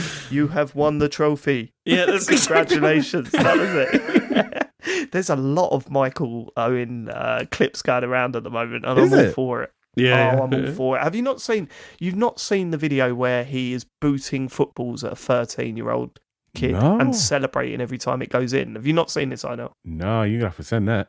Oh my god, Brilliant. it's incredible. The goalkeeper coach turns around to him and goes, "Well done, Michael. He's 13." Like it's all in there. Like they didn't even think to cut it out or not use that bit. It's unbelievable. Okay, cool. Is that it for the news? That's it. Yeah, I've got nothing else. Well, it's time for what you've been playing then, and there's a game that's written down here a lot. Einel, James, Matt, you've been playing Elden Ring. It's a big release. Is it any good? I'm really scared about talking about this game. Like honestly, What's that? because I've not played very much of it yet, and I know that people are really excited about it. And whatever I'm going to say is going to be wrong. You're feeling the pressure. Yeah. You're feeling the pressure, mate. I know. Have you played it much, or how far into it are you? About 15 hours or so. Wow. So okay. you put a good old chunk into it. Matt, you're still right at the beginning, right? Yeah, I'm still right at the beginning. Most of my time's been on Horizon this week, so yet to properly delve into Elden Ring. I've done that character creation tool. That took about 5 hours, and then got 5 through. hours well spent. It takes a long time to get it looking exactly like my me. And then I've come out of the dungeon, and then that's it. Most of my week's been on Horizon, but 15 hours I now. So you've definitely played it most out of us. So what do you think? Are you a Souls fan? Not necessarily. I'm a From Software fan. Like, I love their old school games more than the Souls kind of games. I used to love their games like Atogi and stuff like that. It was sick. But like the Souls games, like they're not really for me. But I don't mind the difficulty spikes in them. I guess I like good hooks in games, something that will keep me playing for a long time. And like some of the first kind of Dark Souls games, they really have that for me. Like I would play them for a bit and then I'd just drop them and then I'd never pick them up again. Like once I drop like a game like that, I just wouldn't go back. This one feels different, and I think it's because of the open world.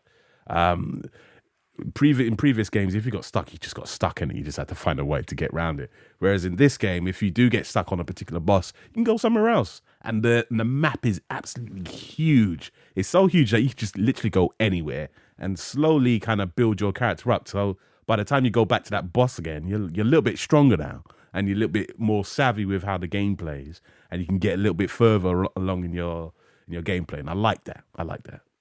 See, I've heard that a lot, actually. I've heard that from a few people. And I thought Dark Souls was kind of like that, where if you got stuck, you could just go somewhere else and try out. So, but how's this different, James? Is it different to Dark Souls in that respect? Or It is in the sense that obviously it is significantly more open world, and you really what do you can mean by that, though? Well, you can go, like, the map's, as Einel said, the map is huge. Like, it's enormous. And there are so many areas that you can explore. And there's also, like sort of little sort of sub-bosses and stuff like that in caves and all sorts of stuff like that. And that is the difference because with Dark Souls, the thing with the original Dark Souls is it still felt, and maybe it was because of the way I played it, with you helping me out with stuff, it felt quite linear. And I think that's probably because of the way you helped me, to get through it. Whereas with this, it feels like you couldn't play it that way. Like, it really is like you go anywhere, you do anything you like. And I mean, it does look incredible. But the exploration so far I found to be quite horrific because, you get attacked. You get attacked all the time by stuff, and it's just like, there's one bit where I went into this ruined sort of area, and I was like, okay, there's a chest here. I'll have a look at that. That looks pretty cool. Going around checking things out. Then suddenly there was this thing started moving, and it was this enormous bear or something like right in the middle of it, and I was like, no, like that, and then just like trying to run away, and then. So is it gated off in terms of so with Dark Souls you could go anywhere, but you'd be stupid to because a lot of the areas like you were way underpowered for, and it's not stuck, like that, right? Yeah, it's not like that, as in like the areas that... Okay, it seems to me from what I've played so far that it is split into sort of like large areas where like your character, even if you're starting out, you can explore like a huge amount of the map here, but you'll be fine, like generally. Like you can fight like regular enemies or whatever, and it's not too bad. Although you can obviously still get caught out by like a massive dragon coming down or something and then just wiping everything out, which happened to me earlier on. But that's the difference, I would say. Like with Dark Souls, it was that. It's like if you go to an area that you shouldn't be in because you're not high enough level or whatever, then you're finished. Whereas with this, it doesn't feel quite so much like that. But is it gated by bosses, do you think? No. It's you'll know when it's gated because it's not gated, but like you'll know when you're in a place where you're not supposed to, because suddenly the sky will turn red. And then someone called Anastasia, the tarnished killer, will suddenly arrive, and then it's game over. Like there's certain signs that you know that maybe I shouldn't be here. If I'm struggling with the little wolves and the dogs and things, this is not the place for me. Because what will happen is when you start going exploring, you'll find different things, and then all of a sudden you'll see something in the distance. Like, what the hell is that? And just by looking at it, you feel like I don't want to go that way. And then you just turn around and you go somewhere else. And that's how the game kind of gatekeeps it from you, by scaring you with visuals. Because the graphics are gorgeous, isn't it? not really the graphics, but like the art style is very well done. And so you'll get to like, you'll see something really scenic. And you're like, oh, that looks beautiful. And then you glance over at something else and that looks horrendous. I don't want to face that. Because you think about all the times you've struggled with the smaller enemies, and you're like, yeah, I know I'm not going to be able to take that on just yet. And that's what I like about this game, because you can make those decisions and you can go somewhere else and go off on a completely different adventure. Whereas previously, you kind of had to like, yeah, I have to go that way, don't I? Yeah, that's where I'm supposed to go, and that's I know what you're saying. Are you finding that you have got a hook that you missed from those games before? Though? Do you know what it is? It's the same hook that I felt. I know some people have probably said this before in some other reviews, but it's I think it's quite true. The same hook I got from Breath of the Wild, where I'm not even looking at the map half the time. Like very rarely looking at the map and seeing where I'm going. I'm literally just walking around. That looks cool over there. I want to head there, see what's over there. And then you'll find something. You're like, oh, whoa, what is this? You see some house, and then someone's crying inside the house. You're like, oh, yeah, I want to go see inside the house. And you be intrigued by different things, and then suddenly certain things happen to you, and you either survive or you don't. And I think I like that sense of exploration where you're not walking towards markers, because that's one of the things I didn't like about like the first Horizon Zero Dawn game and things like that, where everything's got a marker on it. Even like just pick up this weed, it's got like a little icon above it, and I'm just literally walking from icon to icon. This game doesn't have that, and you're just walking where your eye wants to take you and where you feel intrigued. And I think that hook is quite nice because it also lends itself to how it tells its story, because you'll bump into NPCs and they'll talk to you about certain things, or you'll find like notebooks on certain things, and it's like, oh, and you're piecing together slowly about what's happening in this world. It's nice. It's definitely not for everybody. It's definitely not for everybody, though. Is it when the characters talk? Is it more coherent than those games have been in the past? Because usually you meet characters in a From Software or a Souls game, and they're speaking it in the weirdest riddles, and you're like, I don't even know what they're trying to say. Yeah, they still talk. No, they still do that. Everybody sounds like Sean Bean. It's all good. See, also, I mean, that's the other thing I found with it is it's really dense with information as well. Like especially at the beginning of like introducing systems and like how things are supposed to work, and I just felt a bit overwhelmed. And I think it's partly because I just finished Dark Souls 2. And like my character by the end of that was like smashing everything, and I was like, I just wish I could import that into this, because that'd be really handy. Yeah, there's definitely like game design things that I question with some From Software games that I know their fans will defend to the death, but like certain things, just like how to play the game, like control wise, would be nice rather than like having it as an optional thing, because like the tutorial's optional and I missed it. I would like the first time I played it was on stream, and literally I walked by, I didn't go to the tutorial. I didn't know it was there, and you can completely miss the tutorial on how to kind of play the game if you just suddenly your eye takes you somewhere else. So it's that's the thing, because I had exactly the same thing, because I played it on stream as well, and like you end up in that sort of area, don't you? And then it's like, oh, there's a door with like light coming from it, and I was like, okay, I'll just go over there. And everyone was like, no, you got to go down the hole. You've got to do that to do the tutorial. It's like, well, no, how's I supposed to know that? That's I don't know. Yeah. From a design point of view, like just like how certain things work. I know it's all about you're discovering things for yourself, and I don't mind that aspect. But from a control point of view, just how to play the game, I don't think it should be like that. I don't think it should be as mysterious as it is when it comes to just controlling your character. Matt, how are you getting on? Yeah, well, when I first started, I had that option of either going through a door or down into the dungeon. And I'm like, I do not want to go down in dungeon, but I'm just going to do it. I'm just going to... And luckily, that was where the tutorial was, so I was happy to do it. But even that one area, I thought it was like super oppressive, and I was very thankful to get out into the open world. And it was quite a moment, just opening those doors and seeing that huge landscape. Or instantly, it felt different to the FromSoft games I've played. I mean, I love Dark Souls. I love Bloodborne for kind of the gothic kind of styling, and the fact now you didn't have a shield, so you had to play totally different to how you played in Dark Souls. And then I love Sekiro. Sekiro is way harder, but I loved how quick you had to be able to combat, and the parrying and the various different moves. And it seems actually just from looking at the character classes in this, that there's like a samurai. There were many different character classes. I mean, that took a while to choose which one was right there. I think there's like 9 or 10. So it feels like depending on which of the previous FromSoft games you liked, you can probably choose a character class which, at least at the beginning, will kind of align to how you may have enjoyed or played a previous FromSoft game.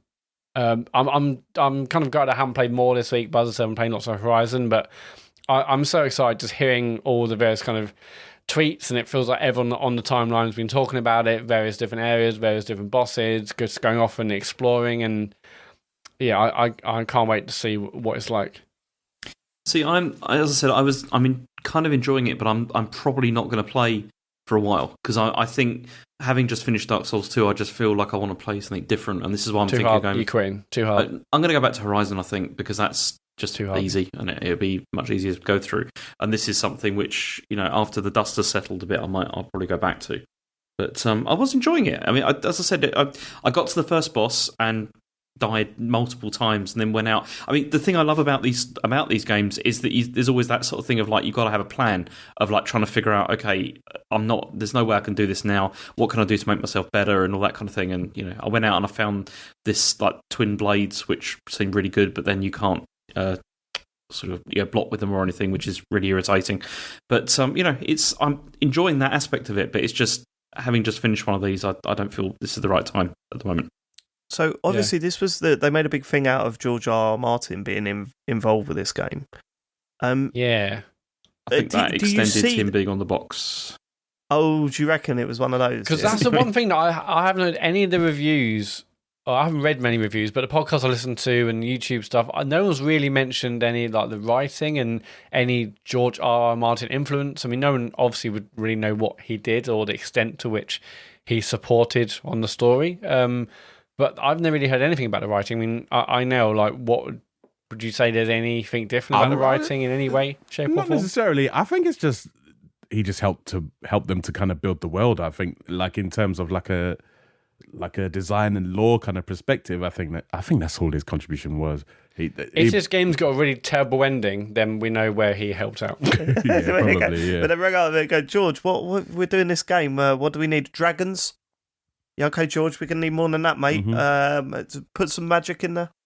We need Khaleesi? No, George, you've done that. Yeah, I reckon it was 3 or 4 Zoom meetings. He gave some ideas, and then they went off and made a game. I reckon that's probably what it was. Showed him some concept art, and he was like, showed him some concept art. What do you think of this, George?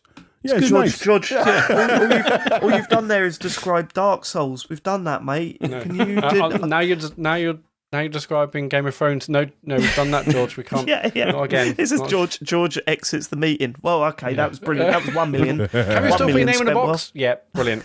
Can we put your name on the bus? Yeah, cool. Yeah, hey, his name's on the poster. He's got a quote on the poster of his own game. Oh yeah, that's amazing. Yeah. What's the quote? This is fucking brilliant. It's got dragons in it. This looks incredible. Something like that. It says. This looks incredible. Made by him. Can we do that like on the for this podcast, Matt? Can I put a quote on like the artwork for this? I might design a poster I might design a poster for the live meet. Yeah, saying this sounds great. Funny. This was very funny. Yeah. Okay, we'll get that done. We will get that done. So I barely played it. James, you said you're probably going to take a break. Einel, do you think you are going to stick with this and finish it, or are you just enjoying it a lot at the moment and you'll see where it takes you? The second, see where it takes me. I'm not too fussed about finishing games, if I'm honest with you. Like I don't get. Are you still going to do? Are you streaming this every time you play it, or? Nah, I'll probably stream it a couple more times and then I'll put it down. But like I don't get upset about not finishing games. Like, games are for their time, innit? If I have a great experience with it, I'll keep playing. If I suddenly disappear off a game, it's fine. It doesn't matter. It's like, maybe I'll come back to it, maybe I won't. I'm trying to teach myself to do that more. You have to, man. Get to a point when... I had to with Deathloop. I got to the point where it was really slowing down for me. And I thought, I know people really love this game, but I'm not enjoying it anymore. Maybe I should stop. Move on. Yeah, for sure. Should have done that with Metroid Dread. I should have done it with Pokemon. Yes, you should have done it with Pokemon. Hey, I did that on Dread on the final boss. I couldn't do the final boss. I was like, I'll put it down for a bit. I spent so long on that final boss. Never went back. Oh man, on the final, I'm not sure. I would have to push through on the final boss. Nah, I'm all right. Such a better way to be. I've seen the whole game now. I just ain't seen the ending. That's You're all. still 99% of the game, yeah. Just ain't seen the ending. That's all. That's it. Yeah, you just YouTube that. Yeah, I'm YouTube sure it. there's Easy. going to be just YouTube it. I'm sure that, there's going to be more Elden Ring chat next week. Hell yeah. I think Sean's been playing. Has Sean been playing I it? don't believe he has. No, he hasn't got it yet. No, I don't think he wants wow. it. Not Okay, not well, anyway. No, I'm I'll definitely sure- be talking about it more next week. I'm excited to probably get stuck in. Yeah, So take your there's- time with the game, I say. Just take your time with it, man. That's the it's not a pressure, race. though. Our listeners get upset if we take too long over games. Hey, listeners. Really on our back. Hey, chill. Yeah, fucking chill. No, sorry, the swearing made it worse, Oh, right? Jesus. It's too aggressive. Yeah. You said it in quite a nice way to Yeah, get it's them cool, to chill man. out, and then I just came wading in with my fists then, didn't It's I? I not need a race. to calm down. That's the a one bit. thing I hate about like games like this. Games like this are all about the experience, and I don't like people that like try to backseat or say, "Oh, you need to do this, or you need to go here, you got to do this, you got to do that. Did you see this? Oh, you ain't doing that properly." And it's like, and I know a lot of the FromSoft fans that can get a bit like that. Chill, man. Like this game is an experience. It's about discovering things for the first time and that reaction that you feel. And I wouldn't want anyone to take that away from you, so don't put that on anyone else, innit? But that's that's Twitch though, isn't it? Anytime I stream a Twitch game, there'll be someone in there going, "You're doing it wrong," and Ban I'm like, "You ban them straight to ban." Straight ban. I don't play around with that. Yeah, so I streamed Dark Souls 1, Bloodborne, and Sekiro, all of which with massive help from people watching me on Twitch, and that helped. I don't know if I would have got If you through want the them. backseat, that's cool. Yeah, But- if it wasn't for them, I probably wouldn't have. But having said that, that is definitely the most exciting thing about Elden Ring right now, is that everyone's discovering it for the first time. So you don't have people saying, "I can't believe it." I mean, you still do get those people. They still find their way out there. But right now, everyone's discovering it for themselves for the first time. So that's what makes it so exciting. And that's arguably a reason to play it now rather than waiting weeks and months, because then you'll have everyone saying, "Well, you need to do that build," and, you know. That's definitely my favourite thing about playing those games. When they come out, no one knows what's going on, and there's the discourse around it is just always fun to be part of. But I just can't face another Souls game. I can't do it. I can't bring myself to go, "Actually, I'm going to pay Cool, for man. that." Wait a couple of years. It's all right. You're not tempted at all. Wait a couple of Torment. years. What's that? Well, you know, all 10 out of 10s, all the open world. I think it looks really nice, yeah. And there's part of my brain going, "Oh, I should play it," but then I've barely put any time into Horizon, and There's I a think, lot of games out, and then you know. there's Cyberpunk. I need to get back to that. It works now.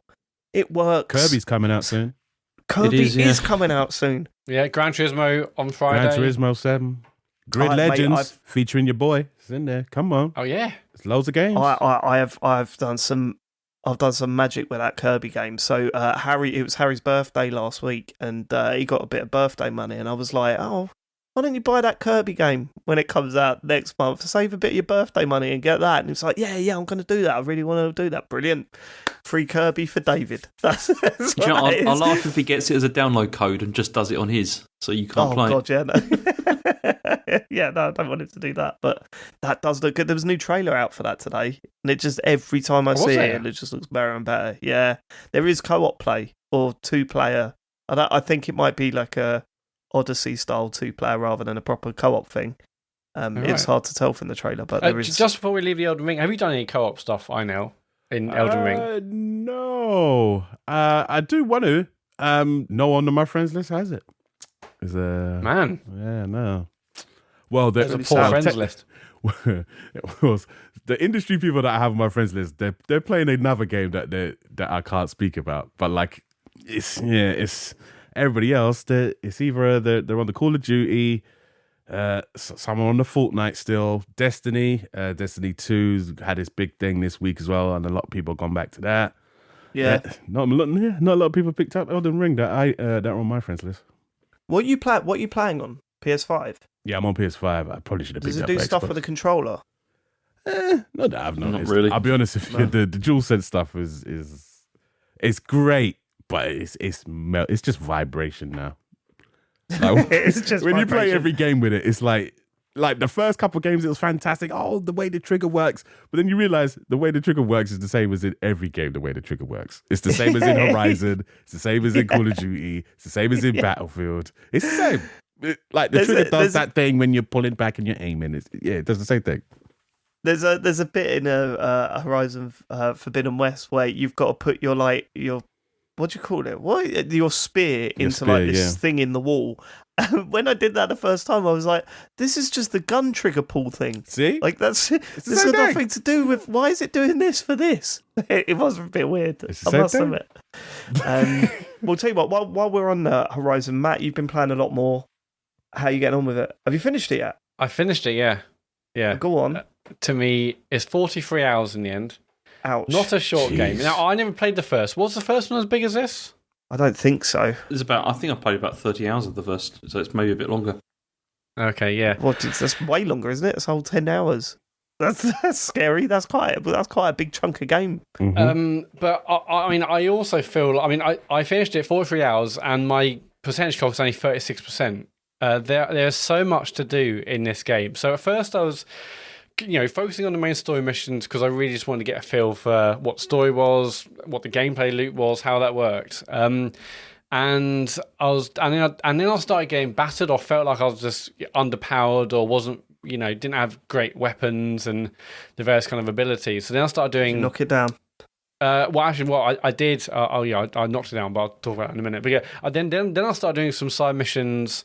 Because I felt like I needed more experience. And then as I got towards the end, I was just basically kind of doing side missions on the way to the main missions in terms of like collecting or doing like easier side of things like climbing the tall necks and whatnot. But yeah, I mean, 43 hours, I don't feel like I rushed through it. I feel like there's just so much more game, but there's so much like to do. I wrote down a list. There's main missions, side missions, there's errands, which are like a slightly less side mission.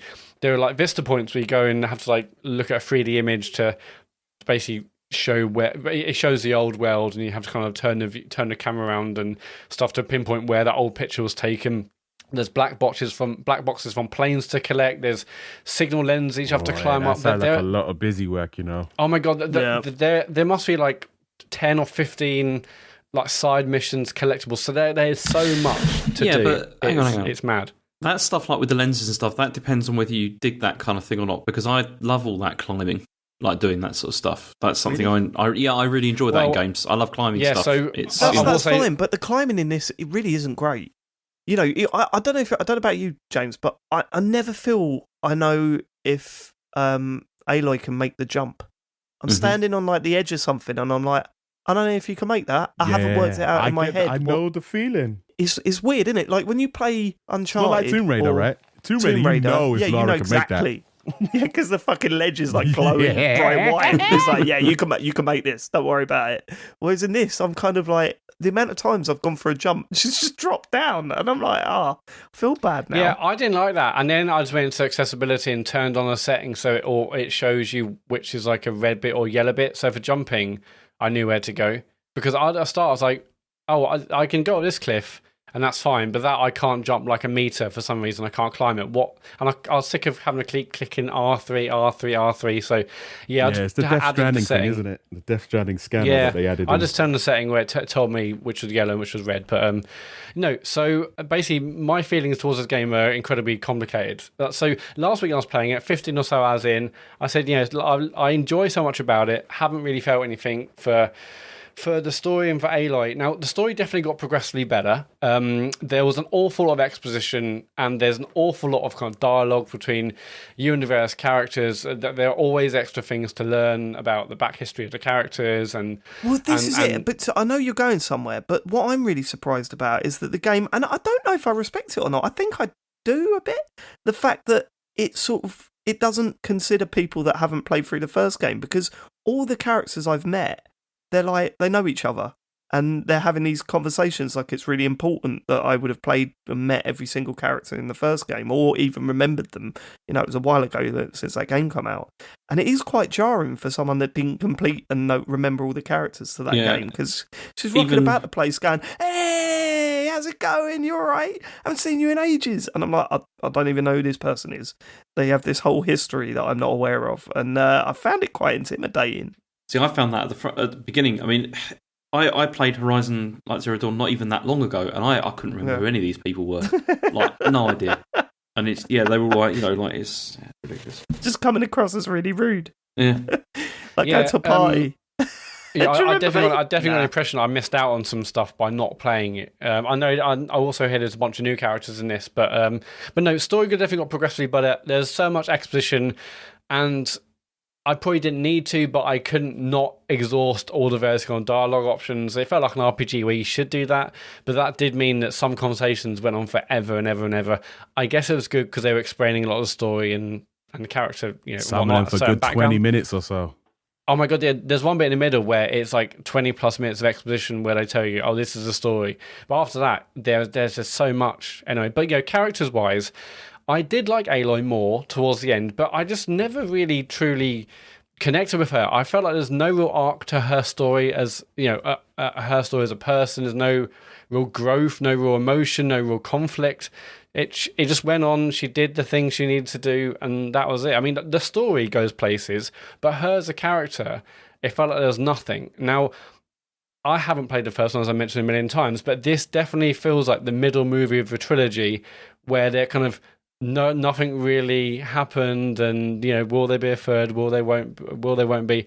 It feels like nothing with her ever happened character arc wise. Now, I know. Have you played the previous one? And am I wrong in this case? Oh, you hated it. Okay. Did you play it just after playing Breath of the Wild though?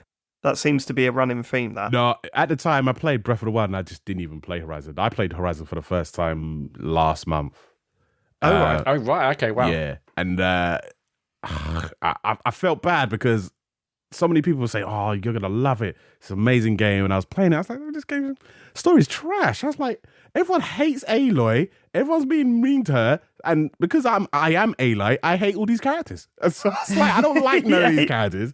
And then the story, let the machines win. Yeah, the fighting the machines was fantastic, but like outside of that, all the characters were trash. And I was like, I didn't like any of that. Played Horizon Forbidden West, and a lot of my misgivings with that were gone with this, and I enjoyed it a lot more. Still don't like Aloy as a character though. I think they could have done so much more with her, as like the character and the design of her. Like I don't like I don't like harping on about other actors' performances, but I don't like the performance of this. It's very breathy. It's always like, it's got to get done. It's got to this, that. There's not enough time. It's like it's all like there's always an exhale at the end of each line, and it's like it gets a bit grating after a while. And all the other characters are pretty cool. They don't do that, but she does that with everything. She does that, and she sounds bored a lot. Yeah, she does. And it definitely gets to the point. Place. I gotta do it now. No, I'm the only one who can do it. It's like, come on, man. But it's not just that. It's not just the bits in the cutscenes either. It's just when you're walking around. It's just it's all of it. I haven't got any room for this. I'll pick it up later. And I'm like, okay, you didn't need to say that. You didn't need to say, there's something over there. Right? Okay, I know. I can see. You don't. Why are you saying that to yourself in the middle of the forest? And this is where I would like. I hated everybody else in the previous game. In this one, I like everybody more than I do Aloy in this one. Oh, I was about to say exactly that. I never really got on with Aloy, as I mentioned, but the side characters, I thought they were fantastic. The side characters are way better. Yeah, two are absolutely. I love Val. I believe he was in the first game. Val. He was such a brilliant character. There's loads of good ones, but I mostly love Katalo, who you meet in the kind of second half of the game. And I didn't do many side missions, but there are like a few with him I absolutely had to do. I don't care how long it would have taken. I don't care how long I would have had to spend on him or do, laborious kind of fetch quests. Or fetch quests or whatever I have to do. I had to do his missions with and for Katalo because I thought he was an amazing character. But yeah, I just felt much more for the side characters than I ever did for Aloy. She doesn't give away anything. She's too guarded as a character, and like writing wise, it's not great because it means you can't really do too much with her because like she's got this one mission that is so important that like forget anybody else or what needs they might have or whatever's going on in their life. It doesn't matter because it's second to what she has to do. And she has that attitude around her with every single person she meets. She's very standoffish. And like, I'm not saying that you can't have characters like that, but as a main character for a game, and you're very standoffish, my mission is more important than anything that you've got to say to me. I can't stay in chat because I got to go do my important mission, whatever you got going on. Yeah. And it starts to make me think, oh, wow, I don't even like this character that I'm playing. She was never in peril once. There was never any kind of worry It was just I had no connection with her, but other characters I thought were fantastic. Well, hold on, Matt. Before you move on, I do think that for me personally, that stuff is highlighted more from recently playing Guardians of the Galaxy, because Guardians, there's so much dialogue in it, and it's just non-stop talking. Yet the writing and the performances are so good that not at any point did you think, "Oh, just shut up." Whereas, like, I'm just a couple of hours into this, and I'm going, can you just be quiet for a little bit? I was chatting to John about it earlier, and he was saying he was thinking about changing the language to Italian or something. I was thinking the same thing, bearable. Changing the language of Aloy. Maybe I might get. I think you can turn their little crypts off. I believe. I think there's. Oh, can you really? I think someone said there's a setting in accessibility or something to turn off. Something like quips, and then just like 90%. Please, I need to do that now. Then, if that's that does sound good. Because it never really bothered me, but a lot of people saying it really bothered them where they're trying to find a hatch or where to go, and Aloy's like, oh, maybe I should go for that hatch over there. It's like, shut up, I'm hard for a reason. Look at that hatch over there. Maybe if I look up right now, I can see this hatch. Maybe if I press the triangle button. It's like, all right. Just stop telling me what to do. I think she's got asthma, you know. I think Aloy's got asthma. But yeah, so I was playing for normal for the first 25, and then I just got killed a few times. And I was like, I'm just going to knock it down to easy and see what the deal was. And I had way more fun, actually. And there's still plenty of tension in the battles, and it wasn't like I was one-shotting people. In fact, fights. I still had to like scan the machines. If I got to like a certain type of fight where it was like stealthy or a certain type of enemy, I would like change my outfit, change my valor surges, weapons. I had to focus on the right the right elemental damage, switch bows. So it wasn't like, oh, I'm easy, I can just blast everyone. I still had to think about fights and make sure I was taking components off and stuff. In fact, I think I heard this on another podcast, but this game could really done with loadouts. The amount of times I was changing my valor, your valor surge, which is basically your special ability, and that could be based on ranged attacks or close combat or stealth. And so, depending on the situation, I'll like go to the menu, change valor, change this bow, change this. I was doing that a lot of menu stuff, so it would be nice to have little loadouts. But even with it on easy, I still felt combat was good. It was challenging. It was fun. I fully upgraded my melee skill tree, so I was doing loads of kind of close combat fighting, and that was really fun to do that with whether it's against machines or human enemies. But in terms of something annoying, I had a bunch of bugs in this game. I fell through the environment a couple of times. I got stuck in like cliffs. The most annoying one, which happened more. I mean, them obviously things might have happened only like 2 or 3 times each. But I had more occasions where there would be a mission, and I would complete the mission, and there'd be a little icon over like another character's head, and I'd go up to that character, and nothing would happen. There'd be no like button pressed to carry on the conversation or say I did this mission. And the amount of times I would had to walk away until that other character walked away or went on like their chosen path. I mean, a couple of times I actually just had to like exit and reload the game, and luckily it was fixed. But yeah, I had that a bunch. Yeah, those missions where you have to follow like a hologram of someone, like you're following their tracks. Yes, yeah. Yeah, I did one of those the other day, and the hologram just didn't spawn. So I'm just looking at that yellow marker at the top of the screen, and it's sort of showing me the area that I need to go to, but she was like, oh, where's he going? And I'm like, I don't know. I can't see. It hasn't spawned in. It was well irritating. Yeah. There's one that had this like really big battle with those machines, and I was basically me and this other character, we were going towards a location, killed all the machines, and it said like, you've done a mission. I was like, amazing. I'll now just start bombing off to the next checkpoint. And then it was like 10 minutes later, and I was like, oh, hang on, why is it still telling me I've got to go all the way back? And it's because that person hadn't moved a millimetre. Anyway, so I had that, which is annoying. And a good point, I thought the score was absolutely amazing. The main theme song, I've still got in my head now. I've had it in my head for ever since I started playing the game. I think it's absolutely beautiful. Definitely kind of hints of Hans Zimmer in there. It's kind of industrial, a little bit of Interstellar as well. I think the main kind of theme song is absolutely beautiful. And yeah, I know I mentioned this a bunch and mentioned this on Twitter, but graphically, even 43 hours later, it never stopped like blowing me away how good it looked. I've taken more more pictures. Yeah, I've taken more pictures of characters and landscapes in this game than any like of my PS5 games put together.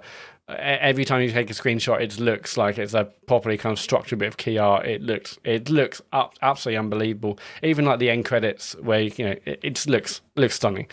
And there's one location, I don't know if you got to Einel, which I'm not going to ruin it, but there's one particular kind of special location where you go there and you're kind of blown away of how good it looks, and it's like a really awesome special part of the game. And I think if anyone who's played the game and gone past that bit, I think you'll definitely know what I mean when you get there. So there are definitely special moments, and I like a lot, but I don't know.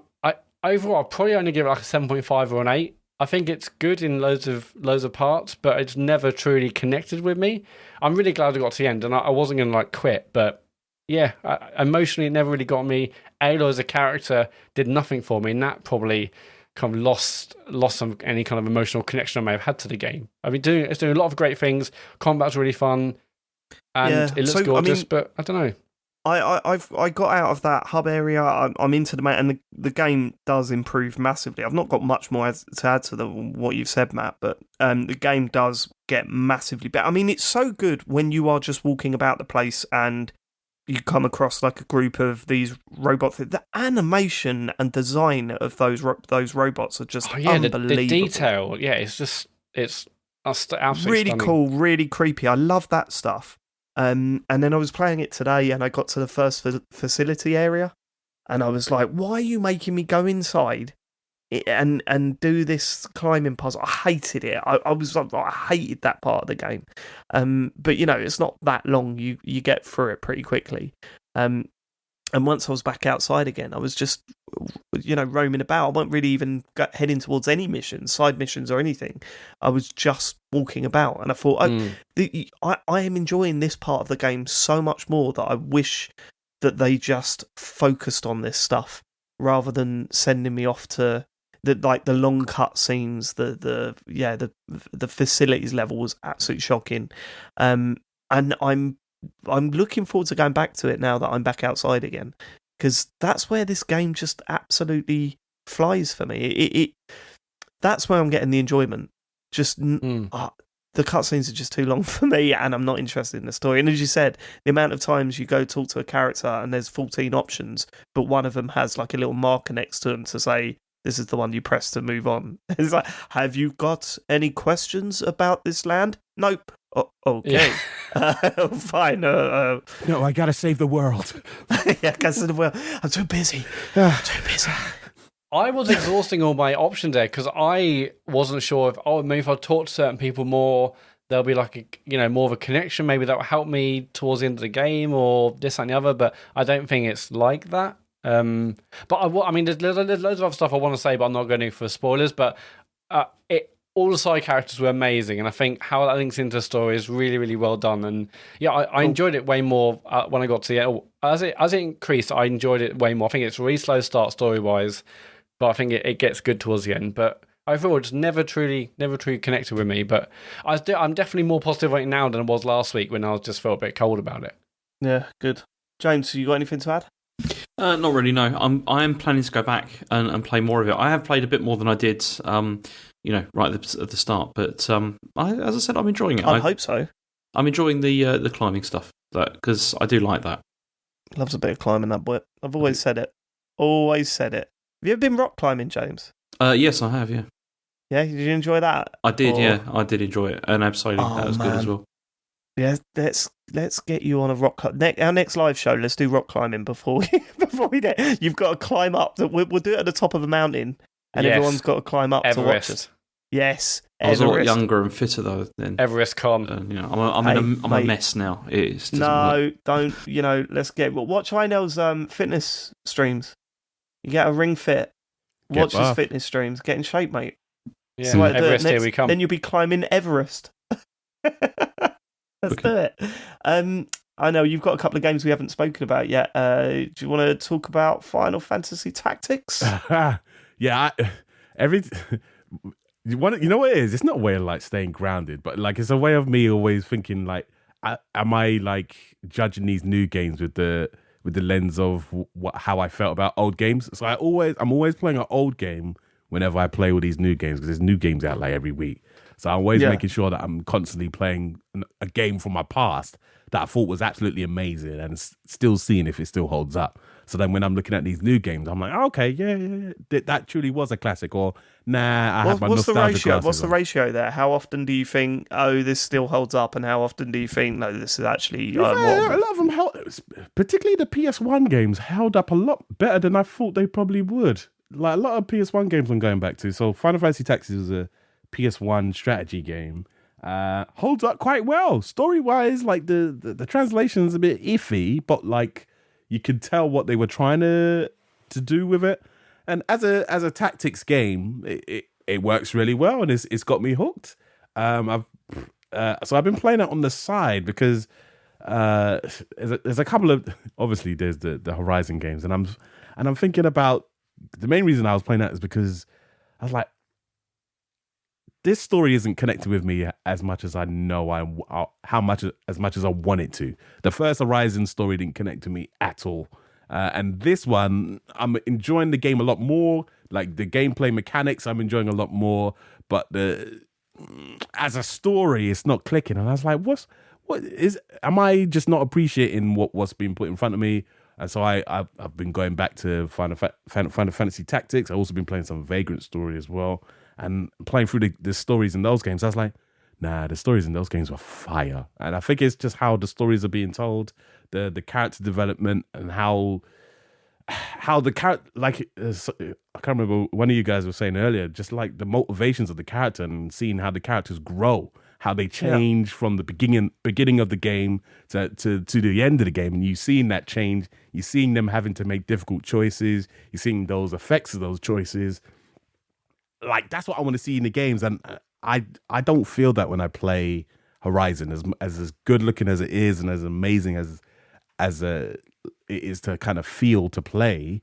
I don't feel that, and that's what I'm missing story wise from Horizon. So does playing a game like Final Fantasy Tactics when you're playing Horizon, does that fill the hole for you then? Are you like, okay, I can do a few more hours of Horizon? I always do it. I always have because I don't want to be that person with the nostalgia goggles on and thinking all the retro games are amazing, and then you go back to the games and it's trash. Like GoldenEye is trash now, but like it's a rough play. It's rough. Yeah, I downloaded Time Splitters 2 not too long ago, and I'm like, this is uncontrollable. It really is. And this is why I always get hold down the button to aim. Yeah, my Lord. That little crosshair that's going way too fast on the screen. Oh my Lord, that's not calibrated. This is why I always get annoyed when people get really excited about, like, GoldenEye's coming out again, they're going to release it and all that. And it's like, it's not good anymore. It really people isn't. Play it for like a weekend and then they'll put it down. But yeah, Final Fantasy Tactics, great game. If you haven't played it, very political, lots of backstabbing. I don't want to spoil the story too much in case some of you might want to go back to play it. There's multiple versions of it. I think there's even it's on iOS and Android as well. You can even download it on there. Very, very good story. Very good. Well done for like a game that came out in like 94 or 95. And you think, yeah, this is like a good 15, 20 years ago. But this is like, they managed to craft the characters very well, even though they didn't have like voice acting. They didn't have like amazing cut scenes. They didn't have the camera swooping around and doing all sorts of amazing cinematic shots. It was just like, nope, it's on an isometric grid with some text boxes. But like the way like they use the music, like the music is actually incredible. Probably one of my favorite soundtracks is the Final Fantasy Tactics one. And yeah, the stuff that goes on is, I don't even want to spoil it too much, but play through the first couple of chapters. It's a tough game to play as well. But yeah, the story holds up, man. Story holds up. Well, where can I play it? I mean, is it on Switch and that? I think Switch will probably get the most time on it. Is it? You can play on your phone. You know? They got like got a touch version on iOS and Android. I think it's quite pricey though. I think it's like £10. Oh, mama! I'm not made of money. I know. Oh, Jesus. Is it? £10. You get one of those little Ambinic devices that like I was talking about. That's what I've been playing it on. But, like I just play it on that. Yeah, I might have to. Well, no, I've never been into it. So when you say it's a tactics game, is it like tactics in terms of it's a little bit like Advance Wars? Tactics. So yeah, a bit like Advance Wars, where you have different troops on the field, and then the enemy has troops. And depending on your speed is when you get to make a turn. You can move a certain amount of tiles, and then when you move your tiles, you can either attack or do magic or whatever you want to do. And it's very, very difficult. Very difficult.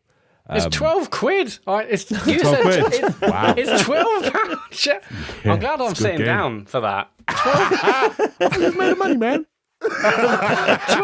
Well, I'll have to sell the PS5. Because it came out on the PSP as well. And then there was a Game Boy Advance version, which was a different story, completely different story, and but same kind of gameplay.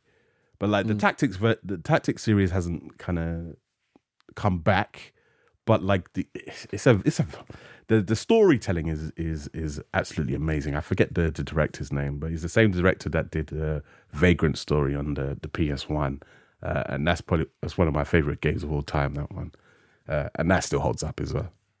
Oh, nice. Yeah, it's always good when you go back to. I mean, I mentioned recently going back to Guitar Man. It's always good when you go back to a game that you remember so fondly, and it's like, oh no, this is still absolute class. This is still one of the best. Yeah. You've also got Lost Judgment written down. Now, is this the sequel? Yes, this is a sequel, right, to Judgment that came out 2017, I think. On I PS4. can't believe it was that long ago. Can you believe it was 2017? That's nuts. Yeah, I remember when that game came out. And it only came out on Xbox last year. Yeah, that's fair enough. But I genuinely think it's the last 2 years have just been wiped out from my life. Like my brain's just blanked them out now. So like, there's people talk about their kids that are getting their first cars, and you're like, what? Yeah. When did that happen? How did that happen? This is why you think that Yakuza games are coming out every 5 seconds. That may be it. Yeah, that may be it, James. Have you played this? Did you play Lost Judgment, James? I own it, but I haven't played it yet. I played Judgment. Really loved it. Play it. Yeah, Story is absolutely incredible. Probably it's my favorite game of the last year, 2021.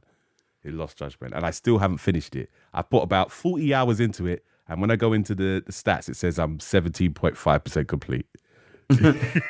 Ouch! It's a huge game, but like this is what I mean about story. Like these AAA games are great to look at. Amazing detail. You can't fault it. The money's gone in some good places, but in terms of a story connecting with you, like I think Lost Judgment is probably the most adult story I've ever played. Trigger warnings and stuff for some of the listeners. I'll tell you very quickly chapter 1. But basically, you get hired as a private detective to work in a school. They got a bullying problem. They've had a couple of suicide attempts in the past. A couple of kids have died, and one is still in the hospital. And so they don't want the press to be all over it. So they want a private detective to help sort out the bullying situation. Turns out when you're there investigating, one of the teachers who was being accused of bullying has gone missing. It's like, where's he gone?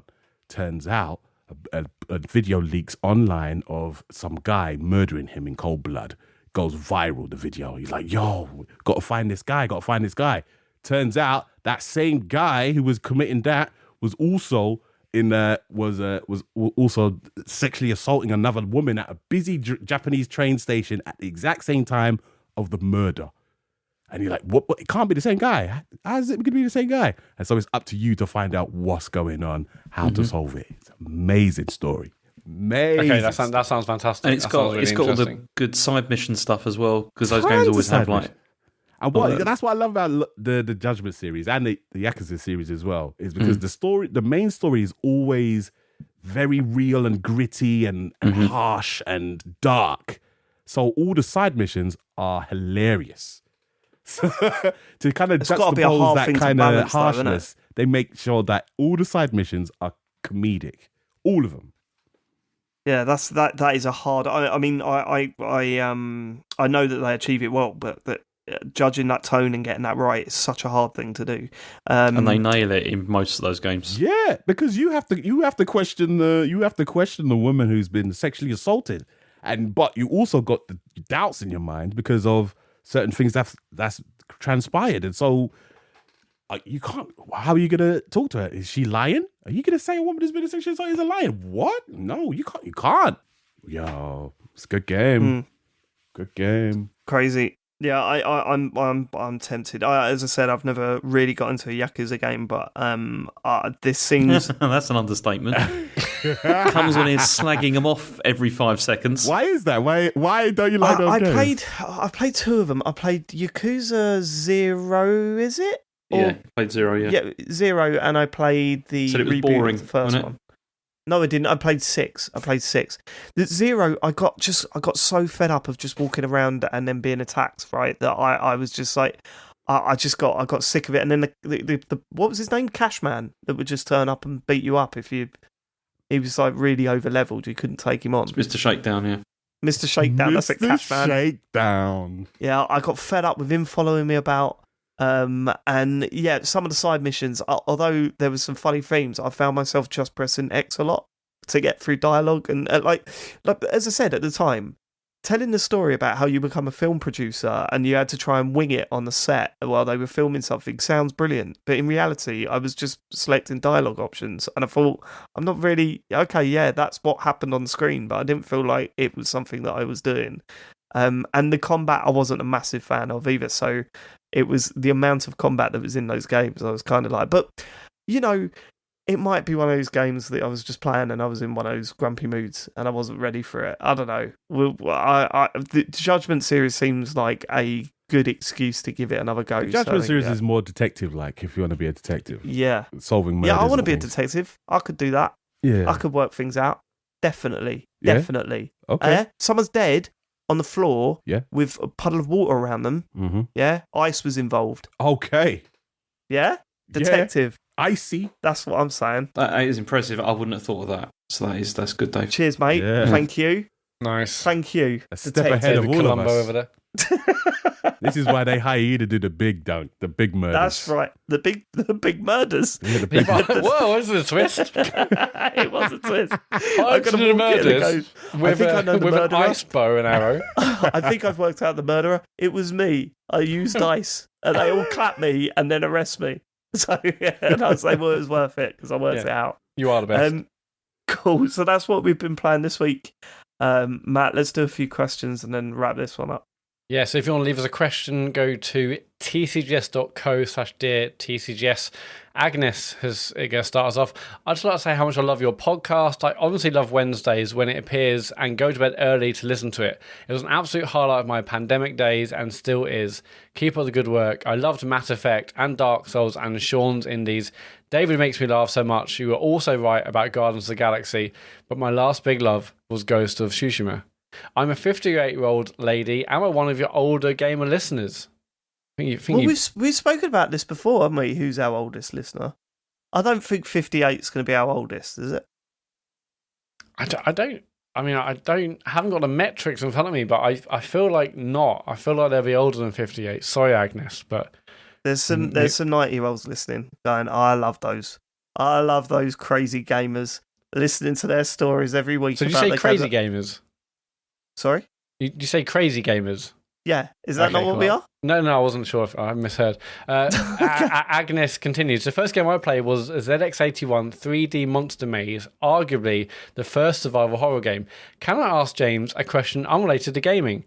When I was very young, my very political student cousin brought home books, and I loved the story in one of them because of the paintings. The story was called I Painted a Heroic Tashing Oil Workers. Was I reading Chairman Mao propaganda? Cheers from Agnes. Well, it would have been, so it's Daching and it's the Daching oil workers, but it's propaganda from the Cultural Revolution is what that is. There was two sets during that time of learning from oil workers in Daching, and there was another one which was learning from agricultural workers in Dajai. And absolutely, it's propaganda from that era. Oh, well, that's it. You've just ruined a nice memory there, haven't you? Sorry. Yeah. Sorry, Agnes. Sorry. Yeah. Nice one, James. Well done. Yeah. Nothing wrong with that. It's, What, with ruining memories? No, nothing wrong with learning from Daching in industry. It's fine. They're very good at oil working. Okay, all right. Yeah. Okay. Maria Mendieta. Dear TCGS Coppola fans, David mentioned wanting to find a little robot, hack it and ride it about on last week's show. Did I? Yeah, we're talking about, yeah. He was also talking about doing this within Horizon Forbidden West, but I thought it would make for a spectacular magazine cover to see the leader of TCGS bestriding a mechanical iguana.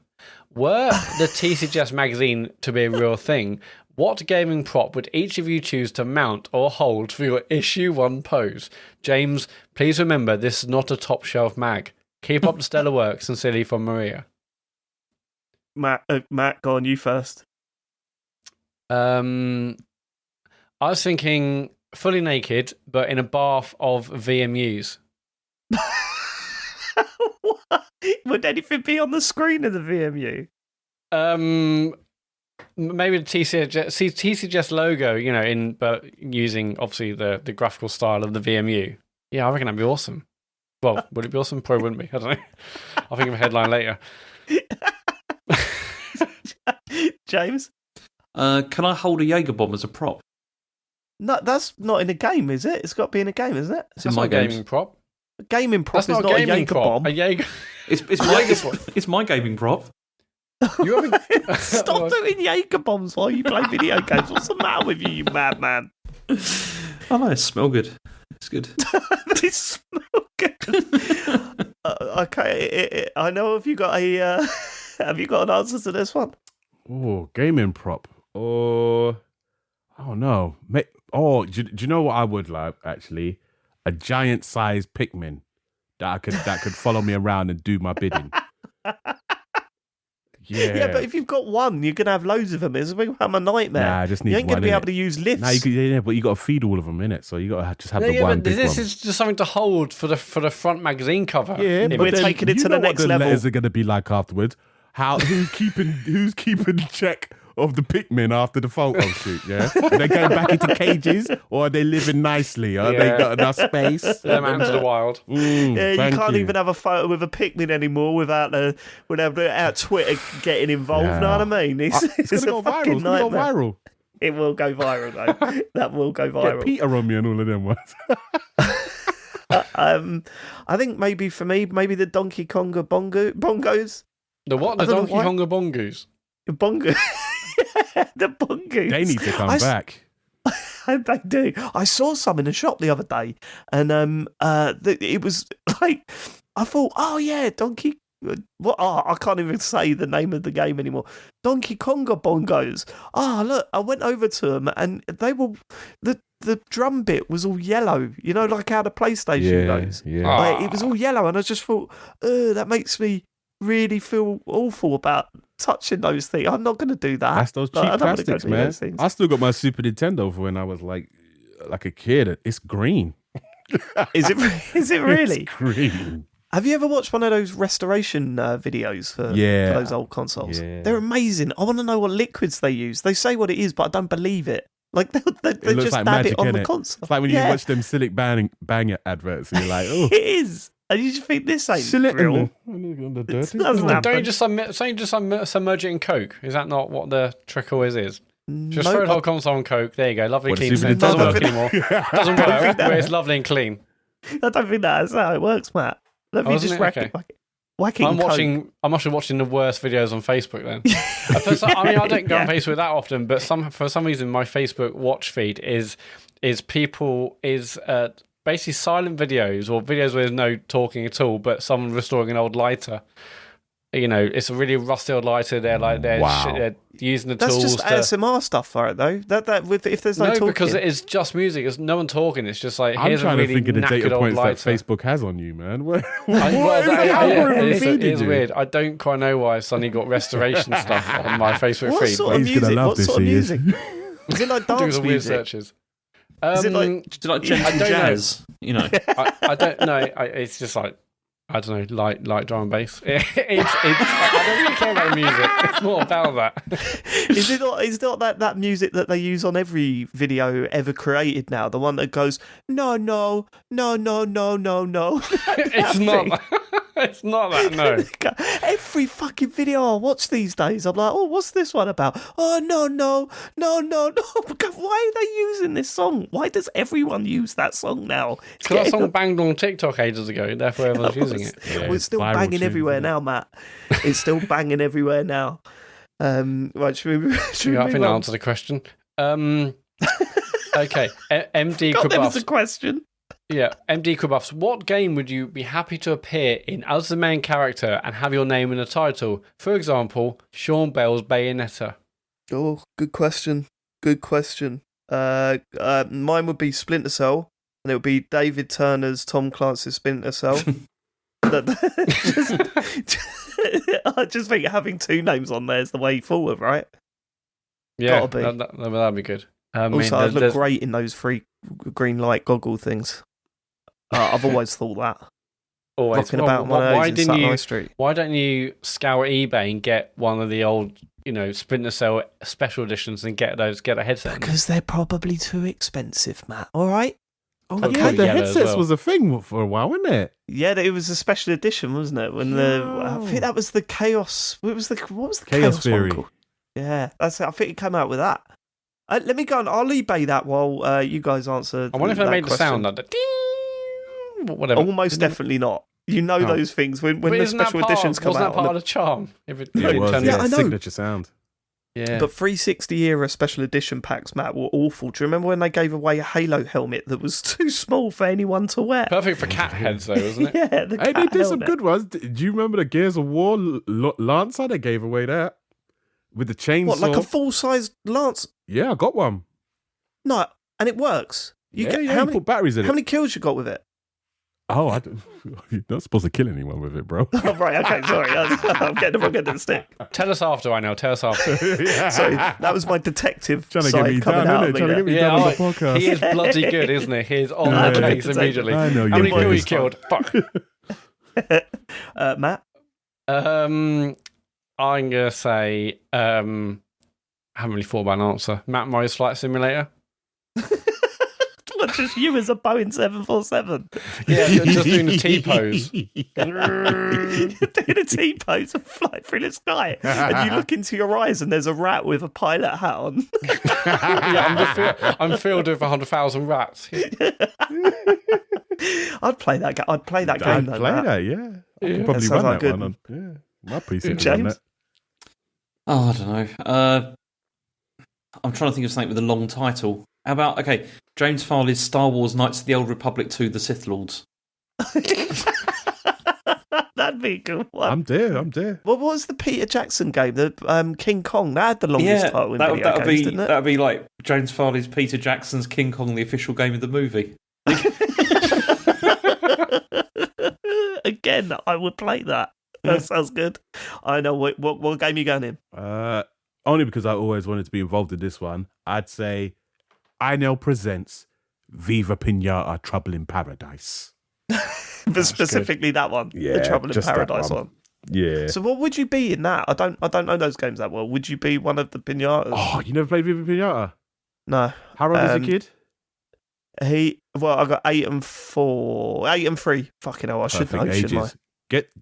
Download on Viva Pinata, the original, on Game Pass. Play that with them. But I am super aware that I'm going to be one of those, when you were a kid or whatever, and not necessarily with games, but I am super conscious of going, those games you're playing, forget that. Try this one that I played when I was a kid and handing the pad over, and they're just going, I don't want to play this old game, Dad. Leave me alone. Stop talking to me. This one came with a TV show. It was a TV show came out at the same time with it. Oh, really? I didn't know there was Yeah. a TV show of it. What the Rare franchised it out to, I think it was like Fox Kids did it. It was a CG animated Yeah, they TV did. show to go along with it. They had loads of try because I remember. You remember the Major Nelson podcast? I remember once he put out the audio of them explaining the Viva Pinata universe they were trying to create, and it was the most. It was just all corporate speak, and it's like you listen to you I never want to play this game now. It just sounds horrendous. It's really fun, It's a really fun game. Sean really rates it. He still rates that game. It's on Game Pass as well, isn't it? Yeah. Yeah, it's part of Rare Replay, or it may. That's or right, if yeah. I thought you were into that. I thought you would play the loads because it's like a big 360 title, No, or the original one was at least. no. I was more of a Gears of War man myself, to be You honest didn't with you. touch Grab by the Ghoulies then? I didn't. I played What a about bit of Grab Blitz? by the Ghoulies back in the day, but that you sort of play it for 5 minutes and go, okay. Don't want to completely destroy my love for the Rare. I'll go back to Banjo-Kazooie. Go back to Kinect Adventures. When I saw this question, I thought, wouldn't it be Einel's Final Fantasy? Oh. You have to pronounce final a bit weird, but I think it works. It works. I like it. I like the spin. Certain accents, they'd be like, Einel's Final Fantasy. Like we'll see what we can do. You don't have to be nice to him, I know. You don't. I do like that. No, it's a great idea. Einel agrees. Brilliant. We'll move on. We're very proud of we're going to end with Michael. You're all on a team. You're all on a team on The Apprentice, tasked with designing a video game level. Who is assigned to each role? When it goes wrong, who comes into the boardroom, and who takes the fall? You know what would happen here, right? You see, I'd want to be I'd want to be on branding, and it'd be terrible because Matt would want to do it as well. But then I'd try and get chosen anyway, and he'd be furious. Yeah, but no, that's it. So I'd be team leader clearly because I'm the ideas guy. But I'm the ideas guy, Matt. Yeah, come on. Okay, first argument. We haven't even decided team leader. Wow. Well, I think we have decided the team leader, and it's me. Well, I don't think we have actually. And, I think we have. Claude's in the corner looking. I can't believe he's going to get to do. Is Claude still on the show? I don't know. No, Claude is not on the show anymore. Nick Hewer's in the corner. Is he still on the show? No. Nick's retired. I'd choose James as branding team leader, but just because it will wind Matt up. Yeah, just it would really wind him up. I know. You're going to be voicing it. There we need that crane. We're going to do a Blippi game, and that crane's going to be in it, mate. Yeah. Don't forget, you need to send me the link for this thing. I don't even know what's going on with Blippi. Wouldn't that make it? But you could write it as well then, because that make it even better. So one day Blippi shows up. It's a crane Blippi there. the video game, yeah? Are we doing it? I know. Have you, ever since David mentioned that, have you just thought about nothing else? The rest of the podcast has been a bit of a blur. My You're like, career's what on the the line, fuck you did know? Blippi do? My career's on the line. I'm associated with Blippi. I don't even know what Blippi's done. Take it off your IMDb now. Yeah. Yo. I can't wait to tell you about the video. Oh, no. I was going to say we can make a Blippi video game because that would have made some money, but I don't even know now. Matt, I think you're going to get fired. But I haven't got a job yet. So if anything, you should get fired. You haven't assigned me a role. The worst team leader ever. You're just we haven't even started people... work, and you'll probably get fired. You know what it would be, right? Is I should be the one who takes the fall, but somehow Matt does. Is what would happen. Well, because Matt, as we know with our Game of the Year shows, Matt can't argue. He's not good at arguing. I can argue. Yeah, well, maybe we'll take the fall. Maybe I want to leave. Maybe it's a shit series. Maybe it's good to go early. You're going to be one of those ones that are in the cab going, "You haven't heard the last of me." And we've I wanted to go, and I never liked any of them, and I'll be a lot more successful without this show. So good luck to you. Do you reckon Matt would be one of those ones that stands up and walks out without even saying thank you for the opportunity? Yes. Why isn't there more of that? Why isn't anyone turned around and just gone "fuck you all" as they've left? Why is it always thanks for the opportunity? A job afterwards. Yeah, they ain't getting a job. They've just tried to flog something and they want a career. They want to, they'll do high wall again after their that. entire career. They spelled Arctic wrong. They're not getting a job anywhere from now on. Like, that's it. Was this episode of The Apprentice that horrible? Because I didn't see the video game one. Was it that bad? The video game one. Well, yeah. I mean, they yeah, it was bad. It was bad. Okay. But then you do kind of like, there's part of me that goes, who's seriously looking to invest in someone by seeing how good they are at making a video game, right? That's the first thing. Second thing is, who creates a video game in a day and then tries to sell it to and then gets these major industry people coming to sit there and judge the game that they've put up? It's ridiculous. What? Score, Matt? What? Well, you said who makes a game in a day and tries to sell it? I said Peter Molyneux, maybe? I don't know. I'd say the whole of the Android and iOS store, man. Plenty of them. To stick them in front of it was very bad, especially when they had a scientist that went to the Arctic, and it was called, what was the game called? It was called Arctic Was it I Arctic, can't- Arctic Adventures? Arctic Adventures or something. They spell Arctic wrong, basically. Yeah, complete mess. But worth watching. Always worth watching if you like a bit of cringe. If that game was called Einel's Arctic Adventures, then it would have banged, wouldn't it? Have you guys made a video game before? Yeah, yeah, we do it every We week. might after tonight. Also, I know, don't trust him because all he's trying to do is get on your good side so he doesn't get dragged back into the ballroom. Oh, Like, okay. that's all he's got in his head right now. right. I think you're so good at playing the crane, and I think it'd be a shame if you and I got fired. And I think actually the branding guy should probably go because he's done fuck all. It's true. It's true. Can't fire the crane. Right, Yeah. okay. That's it for this week. That's it for questions, yeah. Let's get to socials. Go on, so let's have a quick reminder. Yeah, TCGSCON tickets on sale this Friday morning from 9. That's Friday, not 4th of March, 9 a.m.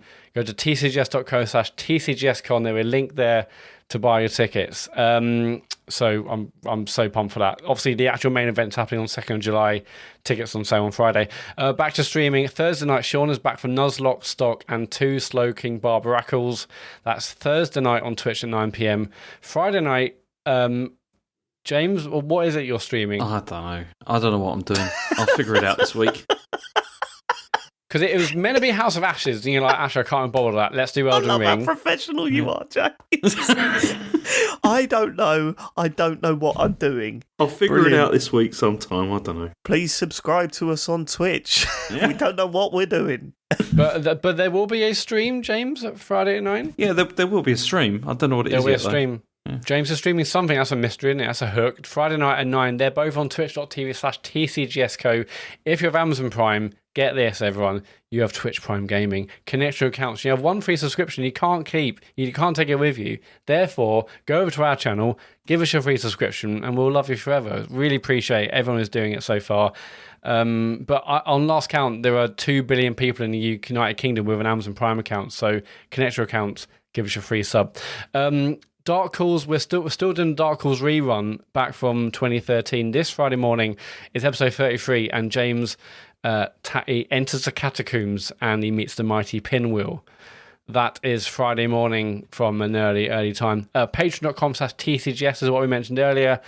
Loads of good stuff, but obviously most recently there's the bonus podcast with our partners mostly slagging us off. That's on there. Patreon.com/TCGS if you want to support what we're doing over here. If you're on the Epic Game Store, or if you're on console buying stuff through Epic, for Epic games like V-Bucks or Rocket League credits, enter creator code TCGS and we get a very small kickback. And tcgs.co is the website for everything else, and specifically tickets for TCGSCon on Friday. It is Friday. Einel, thank you so much for joining us. It's been absolutely brilliant having you on. Where can people find you? Where do you want to send our listeners? You could probably catch me on Twitter, at Einel, INEL. Check out Grid Legends is out this week. I do some of the commentary in it. But other than that, keep your ears peeled because there's a really cool game that I'm in that should hopefully I could talk about towards the second half of this year. Interesting. Looking forward to the Blipper game available on all consoles later this year then. Thank you so much for living it, everyone. We will catch you next week. Sean will be back, unfortunately.